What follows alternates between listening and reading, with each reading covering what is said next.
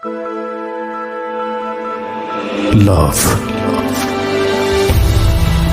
hate, challenge, motivation, lies, truth, impossible, virtue, morality, something beyond entertainment. Welcome to my stage of reality. Stay tuned. Sunday and Wednesday with me, RJ Kibriya, only on Dhaka FM 90.4.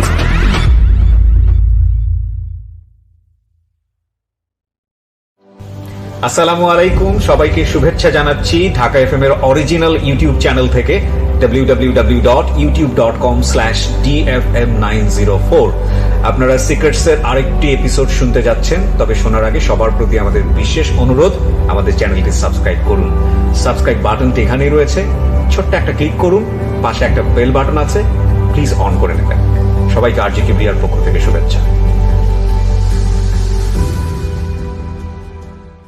এই অনুষ্ঠানটি শ্রোতাদের জীবন গল্প ভিত্তিক অনুষ্ঠান। এই অনুষ্ঠানে শ্রোতারা স্বেচ্ছায় নিজেদের জীবনের গল্প বলেন। শ্রোতারা যা এখানে বলেন তা সরজমিনে ইনভেস্টিগেটেড নয়, সুতরাং সেদিক থেকে বিশ্বাস অবিশ্বাস একান্তই আপনার নিজের। সম্পূর্ণ বিনোদনমূলক এই অনুষ্ঠানটি আমাদের ব্যক্তি জীবনে কখনো কখনো শিক্ষণীয় ভূমিকা রাখে। এই অনুষ্ঠানে যারা আসেন স্বেচ্ছায় অংশগ্রহণ করেন। এই অনুষ্ঠানে কনফেস করবার পরে কিংবা জীবন গল্প বলবার পরে তার ব্যক্তি ও সামাজিক জীবনে কোনো বিরূপ প্রভাব পড়লে সেটার জন্য রেডিও কর্তৃপক্ষ দায়ী নয়। প্রতিটি অপরাধ এবং ভুল দাঁড়িয়ে থাকে গোপন কিছু ঘটনার উপর। আমরা সেই গোপনকে আনতে চাই সবার সামনে, যে গোপন আপনাকে অপরাধ কিংবা ভুলের মূল কারণ দেখিয়ে দেবে। আপনি হয়তো নতুন করে ভাবতে শিখবেন কিভাবে অপরাধ থেকে দূরে থাকা যায়। আমরা অপরাধীকে দোষী বলার আগে কেন সে দোষ করেছে সেটা দেখাই, যাতে আপনি আর সেই ভুল না করেন। আমরা অপরাধকে নিরুৎসাহিত করতে অপরাধ কিংবা কোনো ভুলের নির্মম পরিণতি দেখাই, যাতে আপনাকে আমরা সেই জায়গায় না দেখি।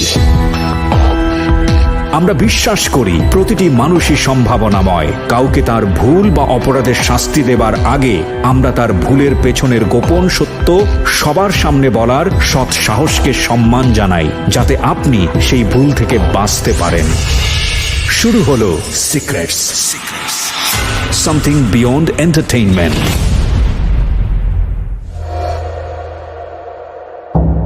প্রিয় শ্রোতা, আপনাদের সবাইকে আমন্ত্রণ জানাচ্ছি রবিবারের রাতে সিক্রেটস অনুষ্ঠানে। আমি আরজি কিবরিয়া এই মুহূর্তে আপনার সঙ্গী, এবং রাত 1টা অবধি আপনার সঙ্গে আমরা থাকবো।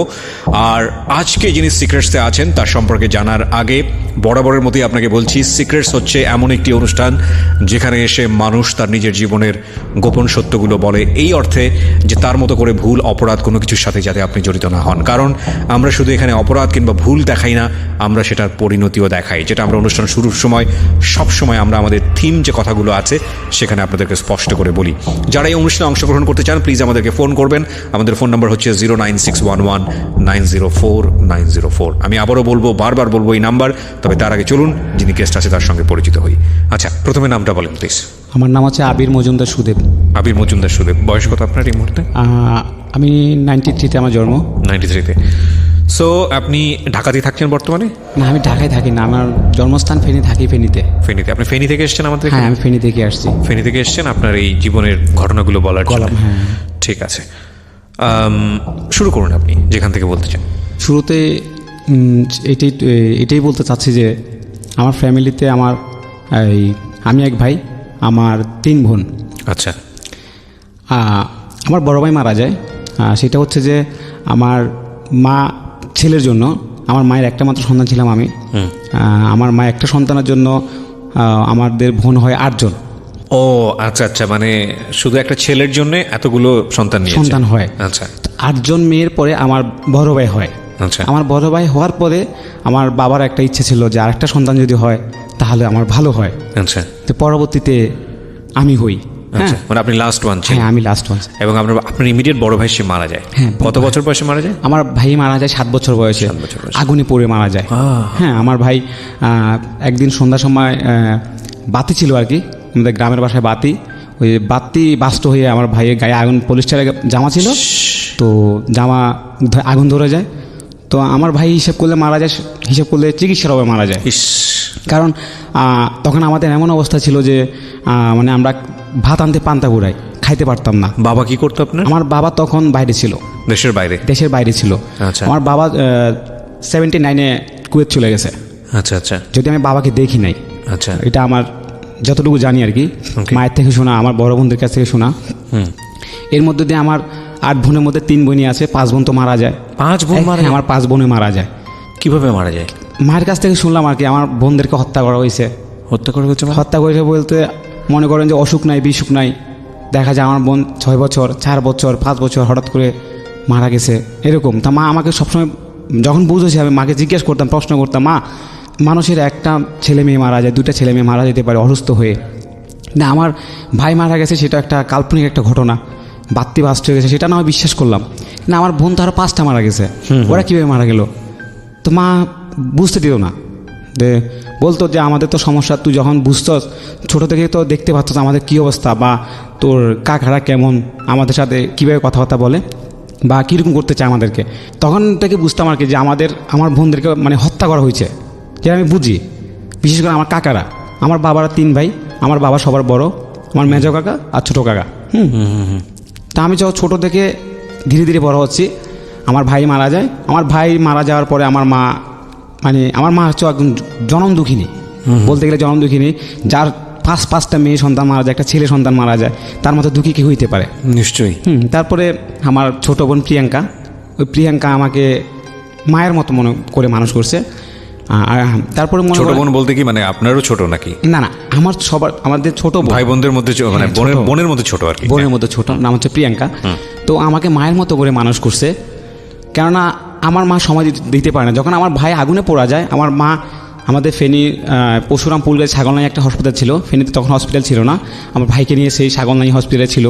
ঠিক আছে, আমার ভাই তো পুরা শরীর পুরাই গেছে, তখন মা ভাইকে নিয়ে হসপিটালে ছিল।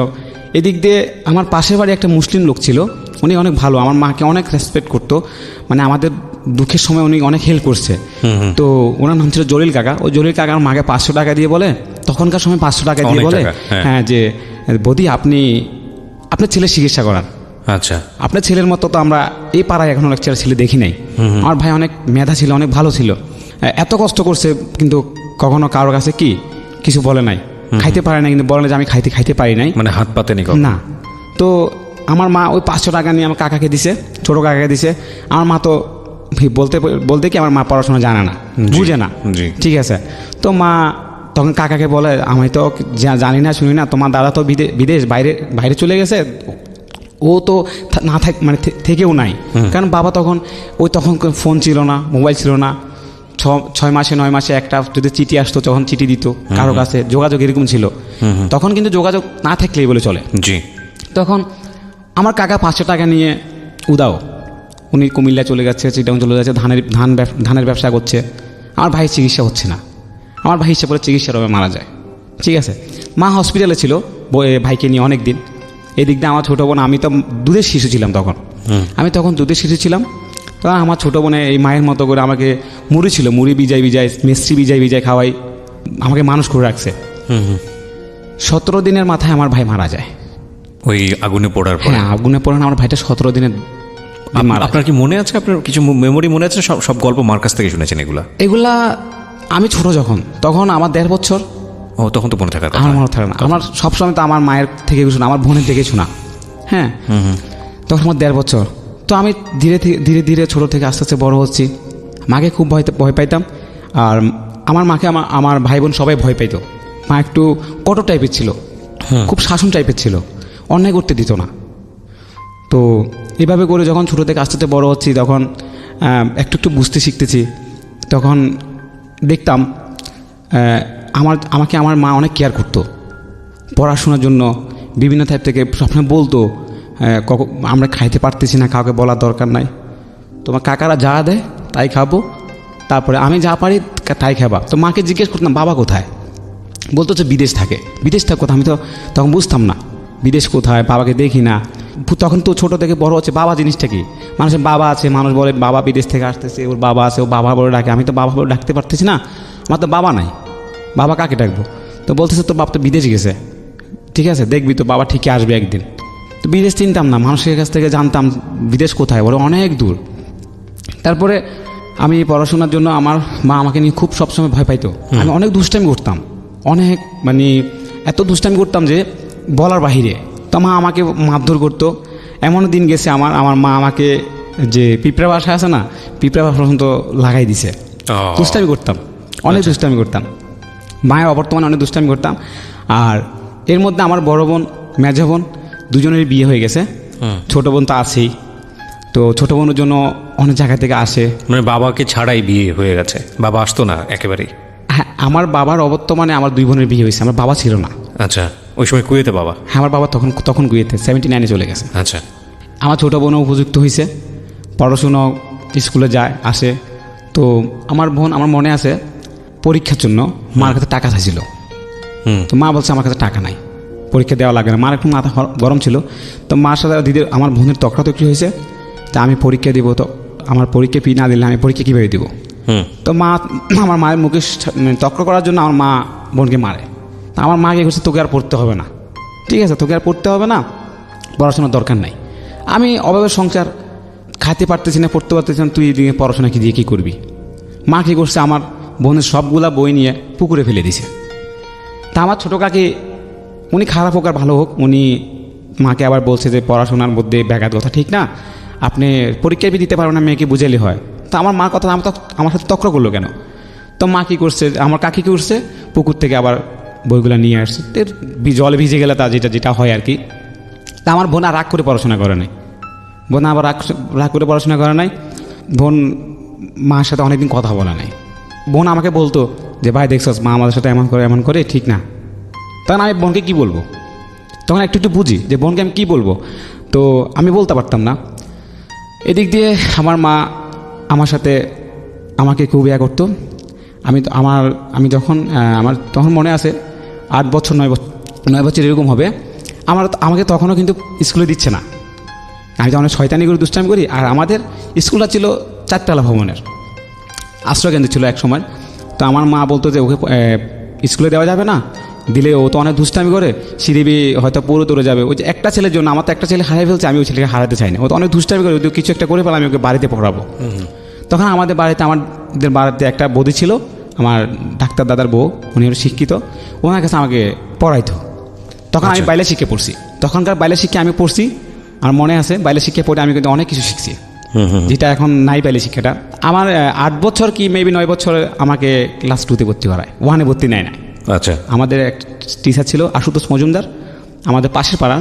তো বলতেছে, আমার মাকে বলতেছে, ভাবি ও তো ওর বয়স তো হয়ে গেছে, ও তো 1 এখন ভর্তি নেওয়া ঠিক হবে না, ওই ক্লাস 2তে ভর্তি করাই দেন। যেহেতু ওকে আমরা যেভাবে দেখলাম, ওর থেকে যেভাবে আমরা পড়া নিলাম, ও তো অনেক ভালো কিছু দেখলাম ও শিখছে বাড়িতে, আমি ক্লাস 2তে ভর্তি করাই। তো এভাবে করে আমি ভালো কিছু করতেছি, পড়াশোনা এমন করে করতেছি খুব ভালো। স্যাররা আমাকে খুব কেয়ার করতেছে, মানে আমি ভালো একটা স্টুডেন্ট ছিলাম, পড়াশোনা করতেছি। এর মধ্যে দিয়ে তখন আমাদের ফ্যামিলি চলতে এরকম, বিভিন্ন তেমুহানি বলেন, আমাদের পাশের এলাকাগুলা বই, তেমুহানি, কাশিমপুর, এদিক থেকে আমাদের ধান নিয়ে আসতো। তো মা দেখতাম মানে বোনকে নিয়ে যেত, তা আমিও বাহানা দিতাম আমিও তো যাব। যে আমার মার জন্য খুব খারাপ লাগতো যে মা বোন নিয়ে আসে, বিভিন্ন জায়গা থেকে ধান নিয়ে আসে, চাউল নিয়ে আসে। তখন আমার মা মুড়ি বাঁচত। আচ্ছা। আমাদের গ্রামে মুড়ি ভাঙতো, মুড়ি তখন দেখা যায় ধান নিয়ে আসলে সিদ্ধ করে সেগুলা শুকাইয়া আবার মিল থেকে চাল করে নিয়ে আসা, ওই তখন ছিল 10 টাকা বা 12 টাকা এরকম ছিল। আর যারা চাল দিত, শুকনা চাল দিত ভাজার জন্য, মুড়ি ভাজার জন্য, এগুলা ছিল 4 টাকা 5 টাকা এরকম তখন মুড়ি ভাঙা ছিল। তো মার সাথে চলে যেতাম, মা আমাকে নিয়ে যাইতো বিভিন্ন জায়গায়, ওই পাশের এলাকাগুলোতে ধান নিয়ে আসার জন্য। তো মাও মাথায় নিত, আমিও মাথা নিতাম। আমার মাকে অনেকে বকা দিত, এরকম একটা ছোট ছেলে, এর মাথায় ধানের বস্তা উঠাই দেওয়া, লাই যেটা বলে ধানের লাই উঠাই দেওয়া, এটা ঠিক হচ্ছে কিনা। তা আমার মা ওদেরকে হয়তো বলতো যে কী করবে, সমস্যা না, মার সাথে করলে সমস্যা কোথায়, করুক না। তা আমিও কী বললো না বললো সেটা কেয়ার করতাম না। আমি বলতাম যে আমার মার সাথে আমার কাজ করলে শরম কোথায়, আমার মা একা করতেছে, আমার মাকে আমি হেল্প করতেছি। তো অনেক কষ্টে আমাদের দিনগুলো কাটতো। এদিক দিয়ে আমাদের ফ্যামিলির জন্য আমার কাকা যারা ছিল, আমার মেজো কাকা ছিল, উনিও বাইরে ছিল, ঠিক আছে। তো ওরা আমাদেরকে একটু হেল্প করতো, ঠিক আছে। আমার মেজো কাকা যারা ছিল ওরা আমাকে হেল্প করতো। দেখা যায় বাজারে প্রতি মঙ্গলবার শুক্রবারে ওরা বাজার করে নিয়ে আসলে আমাদের কিছু দিত, ঠিক আছে। তো কেন দিত সেটা জানতাম না প্রথমে। মানে এটা কি মানে বাবা কি একেবারে টাকা পয়সা পাঠাতো না আপনাদের বাড়ি? সেটাই বলতেছি। হ্যাঁ, আমি মাঝে মধ্যে মাকে জিজ্ঞেস করতাম, মা ওরা আমাদেরকে দেয় কেন? তুমি না বলছো কখনো মানে কারো কাছ থেকে না নিতে, হাত পাতবে না। আমি না খাইলেও, আমি না খাইতে পারলেও তো কারোর দিকে যাইবে, বলবি না আমাকে খাবার দেন, বলবি না কখনো। কিন্তু ওরা যদি নেয়, তুমি নেয় কেন? তো মা বলতো তোর কাকার কাছে তোর বাবা টাকা দেয়। ও, তোর কাকার কাছে তোর বাবা টাকা দেয়, ওই টাকা ওরা আসলে খরচ করে দেয়, আমাদেরকে দেয়। তখন মাকে জিজ্ঞেস করলাম, তো খরচ আমার বাবা যদি টাকা দিয়ে থাকে তোরা আমাদেরকে খরচ দেয়, দেখি যে মাঝে মধ্যে খরচ দেয়, ওরা ভালো ভালো মাছ নিয়ে আসে। হ্যাঁ, তা আমাদেরকে দেখা যায় কীরকমগুলো দেয়, দেখা যায় 2 কেজি আলু নিয়ে আসলে আমাদেরকে 4-5টা আলু দেয়। হ্যাঁ, তো থাক, কিছু বলার দরকার নাই, যেহেতু তোর বাবা দেশে নাই, কিছু বলার দরকার নাই, আমরা যা দিয়ে দিচ্ছে ওরা এগুলো দিয়ে খাচ্ছি, আর আমি তো তোকে খাওয়াচ্ছি না। প্রিয় শ্রোতা, আমরা এই পর্যায়ে ছোট্ট একটা বিরতি নেব। আপনারা শুনছেন secrets with me RJ Kibria, Dhaka FM 90.4 এ। ছোট্ট একটা বিরতি নেবার আগে আপনাদেরকে আরও একবার বলছি, আজকের গেস্টকে দেখার জন্য আপনি চলে আসতে পারেন আমাদের ফেসবুক পেজে www.facebook.com/ilovedhakafm। ছোট্ট একটা break. Secrets, something beyond entertainment.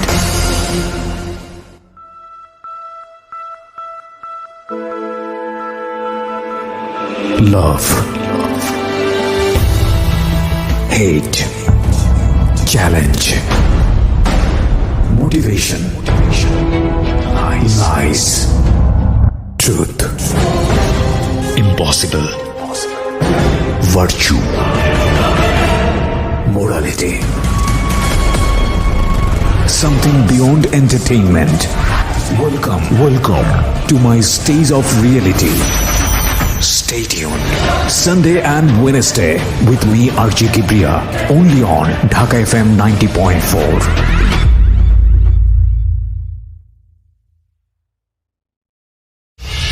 Secrets. Something beyond entertainment. আরও একবার স্বাগত জানাচ্ছি প্রিয় শ্রোতা, আপনারা শুনছেন সিক্রেটস ঢাকা FM 90.4 এ। আমি আরজে কিবরিয়া আপনার সঙ্গে রয়েছি, এবং কথা না বাড়িয়ে গেস্টের কাছে আমি যাব। তার আগে আপনাদেরকে যেটা বলতে চাই, আমাদের এই অনুষ্ঠানটি আপনারা একযোগে শুনতে পাচ্ছেন আমাদের ইউটিউব চ্যানেলে। আমাদের ইউটিউব চ্যানেলটি হচ্ছে www.youtube.com/dfm904। আমার মনে হয় অ্যাড্রেস বারে গিয়ে কষ্ট করার কোনো দরকার নেই, আপনি ইউটিউবে গিয়ে ঢাকা FM 90.4 নামে সার্চ করলে আমাদের চ্যানেলটি পেয়ে যাবেন। ওখানে প্রিমিয়ার হচ্ছে এবং ওখানে গিয়ে আপনি শুনতে পারেন। প্লিজ সাবস্ক্রাইব করতে ভুলবেন না, সাবস্ক্রাইব করার পরে নোটিফিকেশন বাটনটি অন করে নেবেন। ওকে, আমরা যেখানটায় ছিলাম সুদেব, তারপর এদিক দিয়ে আমি 1 2 3 4 শেষ করলাম, 5-এ আমি সরকারি বৃত্তি পাই। এদিক দিয়ে বৃত্তি পাওয়ার পর আমার একটা আরও সুবিধা হয়, ঠিক আছে। আমি আবার 4-5 আমি আমার দীনেশ কাকুর কাছে পড়াশোনা করি। ওই দীনেশ কাকু আমাদের পাশে পিছনের বাড়ি ছিল, উনি মানে অত্যন্ত আমাকে এত মানে দুর্দান্তভাবে পড়াশোনা করাইছে, এত কেয়ার করছে যে মানে আমি যেহেতু এত ভালো রেজাল্ট করতেছি, হ্যাঁ, ওনার মানে কথা না বললেই নয় যে উনি আমাকে এতটাই কেয়ার করছে, সকাল সন্ধ্যা বিকেল সবসময় পড়ার জন্য চাপ দিত। মাকেও বুঝাইতো, মাকে এটাও বলতো যে ওকে আপনি এরকম ভারী কাজ করাইয়েন না, ওকে ভালো করে করান, দেখবেন ভালো একটা কিছু করবে। ক্লাস পেয়ে বৃত্তি পাইছি। বৃত্তি পাওয়ার পরে আমাদের বাড়ির আমার মাস্টার দাদা, উনি আবার লক্ষ্মীর স্কুলের অ্যাসিস্ট্যান্ট হেডমাস্টার, মাকে বলতেছে আর কি, একটা ও যেহেতু বৃত্তি পাইছে ওকে আমাদের স্কুলে ভর্তি করা হয়, আমাদের স্কুল ভালো, ও একটু দূরে ভালো। তো মা বলতেছে আমার বাড়ির পাশে স্কুল থাকতে ওইখানে দূরে একটু কিরকম লাগে না, আমি তো আসি, কিন্তু আমি বাড়ির লোক, আমি তো আসি, সমস্যা নাই, ওকে লক্ষ্মী স্কুলে দেওয়াই ভালো। তখন আমি লক্ষ্মী স্কুলে ভর্তি হওয়ার পরে ওইখানে পড়াশোনা করতেছি। আমি যখন ক্লাস 6-এ ভর্তি হই তখন আমার মনে আছে সময়টা ছিল ফার্স্টে, তখন আমার মা বলতো যে তোর বাবা আসবে আমার বাবা আসবে। তবে তুমি কীভাবে জানো? ঠিক আছে, তোর কাকায় ফোন দিছে। তখন আমার কাকা কোথায় ফোন দিত? আমাদের বাজার থেকে একটা দূরে ইলেশপুর নামে একটা জায়গা আছে, ওইখানে একটা পিসারে ছিল, রকমারি মৎস্য খামার, ওই জায়গায় একটা টেলিফোন ছিল। আমার কাকা ওইখানে ফোন করতো, ফোন করে কথা বলতো। আমার বাবাও নাকি মাঝে মধ্যে কথাবার্তা বলতো, আমি কখনো যাই নাই, পরে যাইতাম আর কি।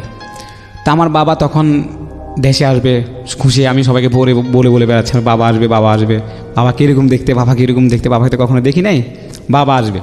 আমি তখন ফার্স্ট টাইমে তখন ক্লাস 6-এ ভর্তি হয়েছি, তখন ফার্স্ট টাইমে বাবা আসে, ঠিক আছে। বাবাকে নিয়ে আসার জন্য আমি আমার বোন, আমার মা, তারপরে আমার কাকাতো ভাই বিধান, আমরা ঢাকায় আসি, বাবাকে নিয়ে যাব। তখন আমার বাবা বের হয়েছে, বের হওয়ার পর আমাকে দেখে আমার বাবা সেই কান্না। তা আমি কান্না করতেছি বাবাকে, এটা আমার বাবা, এতদিন পরে বাবাকে দেখলাম, হিসেব করলে কত বছর হয়ে গেল। মানুষ বাবার কোল পায়, আমি তো বাবার কোল পাই নাই। সারা গাড়িতে বাবার সাথে, বাবার পাশে বসছিলাম, কোলে বসতেছি, শয়তানি করতেছি, তারপরে বাবার সাথে দুষ্টামি করতেছি। বাবা বাড়িতে গেল, বাবার সাথে সাথে সবসময় করতেছি।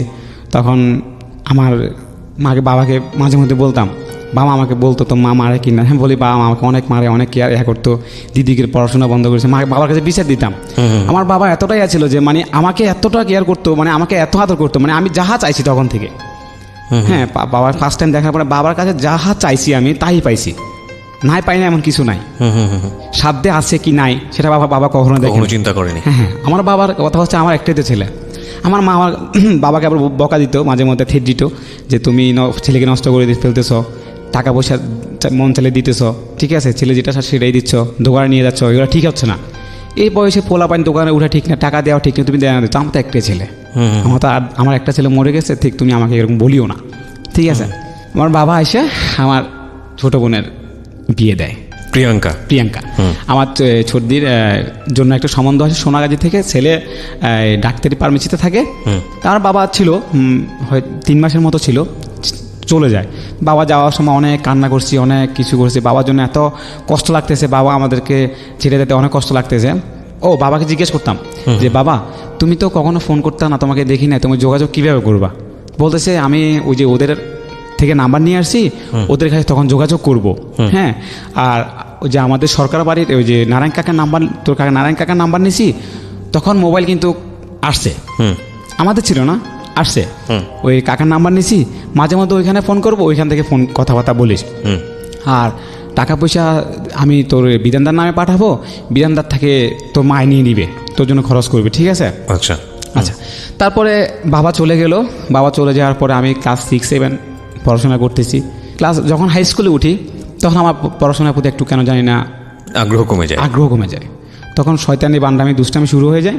আমি একা একা থাকতে অভ্যস্ত, এরকম এই কারণে আমার মা আমার বড় বোন, মেজো বোন আর আমার ছোটো বোনে তখন বিশেষ করে যোগাযোগ নিচ্ছে। তা আমার বাবা তো তখন দেশে নাই, আমার মায়ের দায়িত্ব তখন বাবার দায়িত্ব, কেন আমার বোনদের তত্ত্ব তালাশ নিতে হয়, মেয়েদের যোগাযোগ নিতে হয়। তা আমাকে একা একা রেখে যাইতো, ঠিক আছে। তখন থেকে আমি একা একা থাকতে অভ্যস্ত হয়ে গেছি।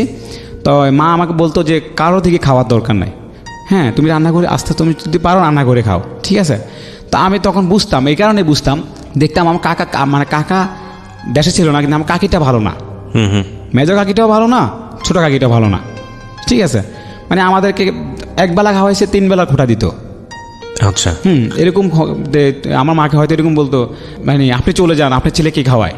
হ্যাঁ, ওকে। তো ফার্স্ট টাইম থেকে যখন একবার আপনার বাবা যখন আসতো তখন আপনার মা এই কমপ্লেনগুলো বলতো না যে তুমি যে টাকাটা পাঠাও এরকম সমস্যা হয়, এই প্রবলেমগুলো হয়, এভাবে করে, এই সমস্যাগুলো বলতো না বা আপনাদেরকে জিজ্ঞেস করতো না আপনার বাবা? আমি বলছিলাম, আমার মা কখনো বলছে কিনা জানি না, আমি বলছিলাম। বলার পরে বাবা কি বলে? বাবাকে বলে যে আচ্ছা ঠিক আছে, আমি তোর মায়ের সাথে যোগাযোগ করব। আর ওরা কেন দেয়? আমি তো টাকা দেই, আমার ছেলে মেয়ে কেন কষ্ট করবো? আমি তো টাকা না দিলে একটা কথা। আমার বাবা জানতো বিষয়টা। হ্যাঁ, ওদের থেকে তো ওরা দিচ্ছে না, আমার থেকে, আমার টাকা থেকে ওরা কিনে দিচ্ছে, ঠিক আছে, আমি জিজ্ঞেস করবো না। একদিন আমার মা আমাকে থ্রেটও দিছিল। আমি বাবাকে মানে বিচার দিয়েছিলাম যে বাবা আজকে অনেক দিন পরে বাজার অনেক দেখলাম, কিন্তু কখনো দেখি নাই, ওরা আমাদেরকে দিত না, দেখো ওদের আজকে কত বাজার, আজকে তুমি ওদের জন্য বাজার নিয়ে আসছো। জি। তারপরে আমি তখন আমার ওই যে আমি বললাম আমার মাকে অনেক তাহানা মারতো, তো আমি ওই ভয়ে, মা বলতো খাওয়ার দরকার নাই, তা আমিও দেখতাম যে না, আমার মাকে কেউ বকা দিবে না, আমার মাকে কেন বকা দিবে কেউ, বা আমার মাকে কেউ কিছু বললো তখন আমার খুব কষ্ট লাগে, তাই আমি খাবো না। ওরা একবেলা খাওয়াবে, 3 বেলা খোটা দিবে, তার দরকার নেই, আমি নিজে রান্না করে খাবো। তখন আমার মায়ের সাথে বসে থাকতাম, তখন দেখতাম রান্না করে কীভাবে। তখন আমি বেশি কিছু করতে পারতাম না, হয়তো ডিম সিদ্ধ, হয়তো বা ডাল রান্না করে, এতটুকুই, এই বেশি কিছু করতে পারতাম না। আচ্ছা। মা চলে গেলে আমি রান্না করে খাইতাম, একা একা ঘুমাইতাম। তো একা একা যখন ঘুমাইতাম খুব ভয় করতো। এই কারণে ভয় করতো, একা মানুষ, ছোট মানুষ, ভয় করার কথাই, সবাই সবাই ঘরে ঘুমায়। আমাদের বাড়িতে যারা পাশে, আমাদের জ্ঞাতি না, ওরা আত্মীয় না, মানে আমাদের বাড়ির প্রতিবেশী উত্তম কাকা যারা আসলো, মানে মাস্টার দাদা যারা ছিল, ওরা আমাকে ডাকতো, সবসময় ডাকতো, মানে খুব আদর করতো ওরা, যে ওর মা নাই, ওকে ডাকো, ও ভাত খাইছে কিনা, রান্না করছে কিনা, ওরা খোঁজ খবর নিত। কিন্তু আমার কাকা কাকিরা খোঁজ নিত না, আচ্ছা। জিজ্ঞাসা করতো না যে রাঁধছোস কিনা, খাইছোস কিনা, বা একা একা থাকতে পারবে কিনা। মাঝে মধ্যে ওদের ঘরে খাইতাম, ওদের ওইখানে খাইতাম। ওরা অনেক অত্যন্ত ভালো, আমি শুধু বলবো না ভালো না, শুধু অত্যন্ত ভালো। এখন আমি মনে করি ওরা অনেক ভালো। আচ্ছা। তারপরে ওদের এখানে খাইতাম, এরপরে আবার মাঝে মধ্যে ওদের এখানে ঘুমাইতাম। ওরা বলতো যে থাইকা যায়, একা একা ঘরে ঘুমাইস না। এদিক দিয়ে আমাকে মারার জন্য আমার মেজো কাকায়, আমার মেজো কাকা ছেলে বিধান আমার জন্য লোক ধরাইছে। আচ্ছা। আমাকে মারার একমাত্র কারণ হচ্ছে আমাদের সম্পত্তিগুলো আমার বাবার আন্ডারে ছিল। আবার আমার বাবার সম্পত্তি ক্রয় করছে, আমার মেজো কাকা যে সম্পত্তিগুলো ছিল ওনার থেকেও আবার আমার বাবা কিনে নিছে। আমাদের সম্পত্তি ছিল ভালোই। জি। তা আমাদের এই সম্পত্তির মালিক হচ্ছে ধরতে গেলে আমি, কারণ আমি তো বাবার একটাই সন্তান। তা আমাকে মারতে পারলে, আমার মাকে তাড়া দিতে পারলে তো সম্পত্তির মালিক ওরাই হয়, আমার কাকাতো ভাই যারা। জি। এই দিক দিয়ে আমার যখন ওদের ঘরে ঘুমাইতাম, আমাদের ঘরে হিং দিছিল, গ্রামের ভাষায় বলে হিং। ওই যে ধার ছিল তো, ধারের গর্ত করে ঢুকছিল। তোর যদি ঘর চুরি করার জন্য ঢুকে তাহলে অবশ্যই চুরি করে চলে যাবে। তো সে চুরি করে নাই, মানে শীত কাটা যেটাকে বলে আমরা। হ্যাঁ, চুরি করে নাই। আমাদের আলমারি ভাঙছে, আমাদের ডয়ের ছিল, এগুলো ভাঙছে, ভাঙিয়া কাগজপত্র উলটপুলট করছে। মানে ওরা যতটুকু, মানে তখন আমাদের ধারণা ছিল এরকম যে আমাদের ফাইল, মানে আমাদের দলিলগুলা খোঁজ করছিল। তখন আমাকে তো পাই না, আমি তো ওদের ঘরে ছিলাম। সকালবেলা উঠে দেখি আমার দরজা খোলা। তখন চিৎকার দিয়ে উঠলাম যে কি আমাদের ঘরে দরজা খোলা কেন, আমি তালা মারে গেছি। তখন দেখতেছি যে খন্তা ছিল একটা, ছুরি ছিল একটা, লাঠি চোটা ছিল এরকম। তখন আমার মাকে ফোন দেওয়া হয়। আমি দোকানে যাই, দোকানে গিয়ে আমার দোকান থেকে আমার দাদার নাম্বারে ফোন দেই। দাদাকে ফোন দিয়ে, দাদা মা তো আপনাদের বাড়িতে গেছে, মা সাথে যোগাযোগ, মাকে ইমার্জেন্সি আমাদের বাড়িতে পাঠান, বাড়িতে চুরি হয়েছে, ঘর চুরি হয়েছে। মাকে আর কিছু বেশি বলি নাই। তো মাকে খবর দিয়ে আনছে, মা ওদিন বিকেলে চলে আসে। আচ্ছা। ওদিন বিকেলে চলে আসে, মাকে বৃত্তান্ত বললাম, মা এরকম এরকম, তুমি আর কখনো আমাকে একা রেখে চলে যাইও না। আমি ওদের ভাগ্যিস ওদের ঘরে ছিলাম। এরকম চোরও যদি চুরি, সবাই এরকম, সবাই আমাদের আশেপাশে যারা শুনছে সবাই আসছে, এসে সবাই বলতেছে যে চুরি করার লোককে যদি চোর যদি ঢুকে থাকে তাহলে তো চুরি করে চলে যাইতো। ঠিক আছে, ও এখানে অন্য কোনো কাহিনী আছে। তখন আমি মাকে বলতাম যে মা এখানে কোনো রহস্য আছে। এদিক দিয়ে ওরা আমাদের সাথে ঝামেলা করতেছে। আমার বাবা যখন দেশে আসে তখন কিন্তু আমার বড় ভাই, মানে আমার আপন না, কাকাতো ভাই বিধান, আমার বাবার সাথে জায়গা সম্পত্তি নিয়ে একটু ভাগ বন্টন নিয়ে একটু সামনে তক্রাতে হয়েছিল সম্পত্তি ভাগটা করার জন্য। এই সেই নিয়ে অনেক ঝামেলা হচ্ছে। বলছে তোর বাপ দেশে আসো, তোর বাবার সাথে এমন হবে, তুই এখন সম্পত্তির মালিক না। তখন আমি মাকে বলতাম, মা এই কোনো কাহিনী হবে না, হলে এখানে কোনো কিছুই না। তখন আমার ভাই আমাকে সবসময় থ্রেট দিত, সবসময় আমাকে বলতো তোকে মারা ব্যাপার না, তোকে পিঁপড়ের মতো টিভি মেরে ফেলা যায়। এই ভাই বলতে কোন ভাই এটা? কাকাতো ভাই। কাকাতো ভাই, হ্যাঁ। তো মা খুব ভয় পাইতো আমাকে নিয়ে। তো তখন মা আমার ঘরে তালা মেরে সাথে সাথে মা যেখানে যেত আমাকে নিয়ে যেত। ঠিক আছে, তারপরে আমি দিক দিয়ে পড়াশোনা আমরা করতেছি, পড়াশোনা তখন আমার এতটা মন ভেঙে গেছে এরকম যে পড়াশোনা ঠিকমতো হচ্ছে না, মার সাথেও ঘুরে বেড়াতে হচ্ছে। এদিক দিয়ে আমি বলতে গেলে একটু লাজুক টাইপের ছিলাম, যে আমি এতটা মেয়ে ছেলেদের সাথে এতটা মিশতাম না, কারোর সাথে করতাম না। আমার অনেক ভালো বন্ধু ছিল, কিন্তু ছেলে ফ্রেন্ড ছিল। আচ্ছা। ছেলে ফ্রেন্ডের সাথে অনেক আড্ডা দিতাম, ক্রিকেট খেলতাম।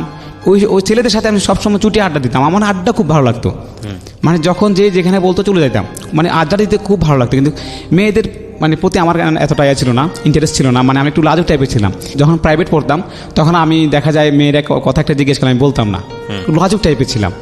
2009 সালে যখন ক্লাস 9-এ পড়ি, একটা মেয়ে আমার জুনিয়র, সে আমাদের স্কুলের একটা আমার সিনিয়র বড় ভাই আদিত্য, ওর ছোট বোন আমার জুনিয়র ছিল। তখন ও ক্লাস 7-এ পড়ে, নাকি 8-এ পড়ে এরকম। আপনি তখন 9-এ?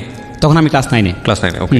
তখন আমাকে পছন্দ করতো আমার সাথে একই সাথে সায়েন্সের কাছে প্রাইভেট পড়তো, তো আমি পছন্দ করতো। তা আমাকে পছন্দ করতো, কিন্তু আমি জানতাম না।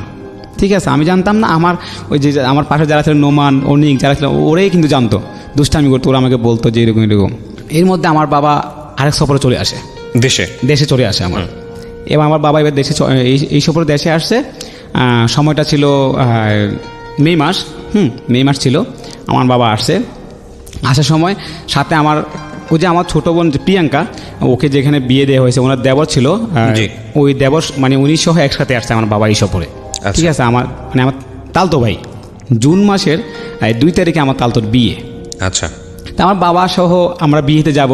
ঠিক আছে, আমার ওই যে বললাম এদিক দিয়ে বললাম না আমার স্কুলে যে মেয়েটা পছন্দ করতো, কিন্তু আমি কিন্তু এগুলো জানতাম বিষয়টা, কিন্তু কখনো কি এতটা গুরুত্ব দেই না, বা আমার রিলেশনের প্রতি ভালোবাসার প্রতি কিন্তু কেয়ারটা ছিল না, এতটা ইন্টারেস্ট ছিল না যে এরকম।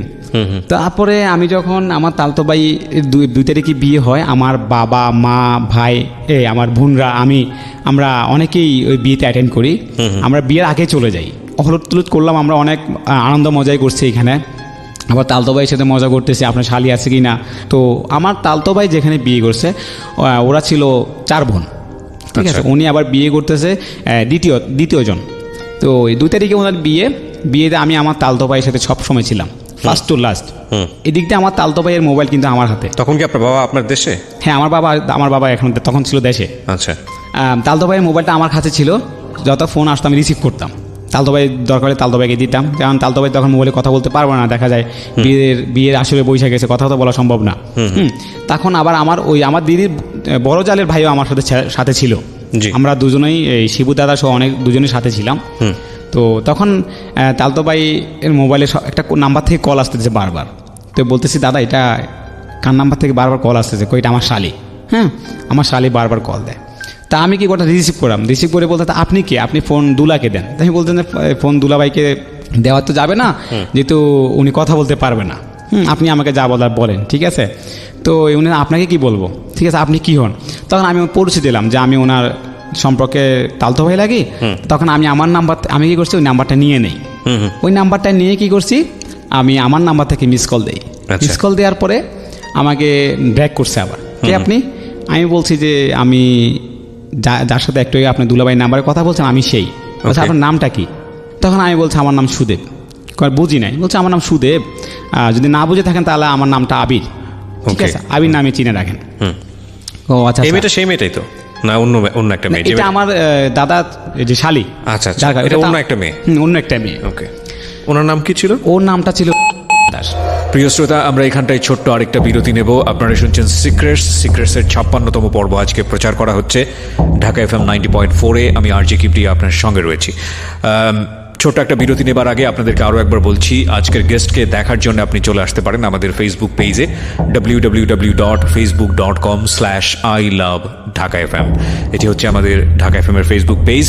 এছাড়া যোগাযোগ করতে পারেন আমাদের ইউটিউব চ্যানেলে এবং যোগাযোগ করতে পারেন আমাদের ফোন নম্বরেও। আমাদের ফোন নম্বরটি হচ্ছে 09611904904। ছোট্ট একটা break. Secrets. Something beyond entertainment.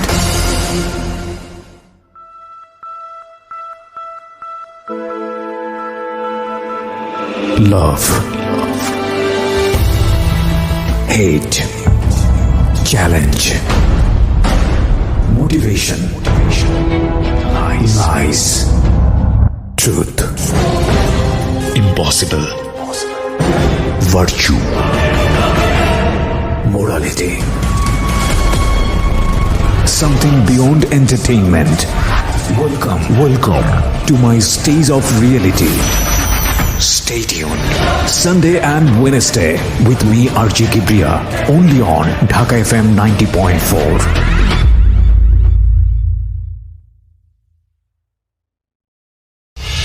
Secrets.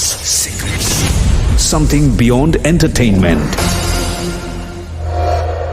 Welcome back once again. আপনারা শুনছেন সিক্রেটস ঢাকা FM 90.4-এ। আমি আরজে কিবরিয়া আপনার সঙ্গে রয়েছি। সুদেব আছে আজকে এখানে এবং অনেকক্ষণ ধরে আমরা আজকে আসলে ব্যাকগ্রাউন্ডে থাকবো। একেবারে শেষের দিকে গিয়ে এটা হয়তো রিভিল হবে, যেটা আমাদের অনুষ্ঠানের মেজাজ, যে কেন আজকে ইনি সিক্রেটসে বা ওনার জীবনের ভুলটা আসলে কি, খুব ছোট্ট করে। এবং ব্যাকগ্রাউন্ডটা জানা আপনাদের প্রয়োজন, কারণ ওনার মতো ভুল সমাজে অনেকেই করেন। ওকে, আমরা কথা না বাড়িয়ে সুদেবের কাছে আবারও ফিরছি। সুদেব, আমরা যেখানটায় ছিলাম তারপর কি হলো? তখন এরপরে আমরা কথাবার্তা হচ্ছিল মেয়েটার সঙ্গে বাকি। তখন ওই যে এক পর্যায়ে কথা হইলো, কথা হওয়ার কেটে দিলাম। কেটে দিয়ে এদিক দিয়ে বউকে নিয়ে বের করে নিয়ে আসবে, কুঞ্জবরে নিয়ে আসবে, ঠিক আছে। তখন আমার হাতে ছিল পার্টি স্প্রে। তখন আমি পার্টি স্প্রে মারবো। তখন আমি যখন কুঞ্জবনে পার্টি স্প্রে মারছি, তখন আবার ফোন আসে বলতেছে যে আপনি যেহেতু আমার দুলা ভাইয়ের তালতো ভাই লাগেন, তাহলে তো আপনিও আমার তালতো ভাই লাগেন, ঠিক আছে। তালতো ভাই, আপনি কি একটু আমাদের বাড়ির গেটের সামনে আসতে পারবেন? তা আমি বলছি, তা আমি তো এখন ব্যস্ত আছি, আমি তো পার্টি স্প্রে মারতেছি, আমি একটু পরে আসি। আচ্ছা ঠিক আছে, আসেন তাহলে, আপনার জন্য অপেক্ষা করতেছি। ঠিক আছে, আমি পার্টি স্প্রেগুলো মেরেই আমি চলে গেলাম। চলে গিয়ে ওনার সাথে রাস্তায় গেটের সামনে দেখা করলাম। আমি দেখা করে বলছি যে হ্যাঁ আমি আবির সুদেব বলছি, আপনি হ্যাঁ আমি, তাই আপনি বাড়ি কোথায় কি করেন? তখন ক্লাস 8-এ পড়ে আর আমি তখন ক্লাস 9-এ পড়ি। ওকে। তখন পরিচয় হইলাম আমাদের মধ্যে। তার পাশে ছিল তার একটা দুঃসম্পর্ক একটা দাদা লাগে, ওই দাদাটা ছিল পাশে। ঠিক আছে, ওনার সাথে পরিচয় হইলাম, কথাবার্তা বললাম। তো আমরা ওই পর্যায়ে ওই রাত ওখানে থেকে যাই। আমরা কালকে সকালে মানে আগামীকাল সকালে বউ নিয়ে ওইখান থেকে চলে যাব। আমাদের তো সিস্টেম হচ্ছে যে বিয়ের দিন রাতে ওইখানে থাকে। তখন আমরা বউ নিয়ে পরের দিন আসবো। তো এই দিক দিয়ে আমি আর শুভ তালতো আর সাথে কথাবার্তা বলতেছি যে জল টল খাওয়ান, অনেক মজা করতেছি, দুষ্টামি করতেছি। মানে তখন কেন জানি একটু ফ্রি হয়ে গেলাম। আচ্ছা। তো আবার ওকে বলতেছে আমরা তো ঘুমাবো, আমাদের ঘুমানোর ব্যবস্থা কোথায়? বলতেছে যে আপনাদের বরযাত্রীদের জন্য 2টা খাটেই খালি, ঠিক আছে, আপনারা এই 2টা দিয়ে খাটে আপনারা চাইলে আপনারা ঘুমাইতে পারেন। তো বললাম যে আপনাদের এখানে তো চোরের এলাকা, আমরা যতটুকু শুনছি চোর তোর অনেক বেশি। আমাদের তখন আমার কাছে মোবাইল ছিল, আমার বাবা আসার সময় মোবাইল নিয়ে আসে। আমার মোবাইলটা আর মানি ব্যাগটা যদি আপনার কাছে খুব যত্ন করে রাখতেন তাহলে খুব ভালো হতো। আপনি এত ভয় পান, আচ্ছা ঠিক আছে আপনি মোবাইল দেন, মানি ব্যাগ দেন।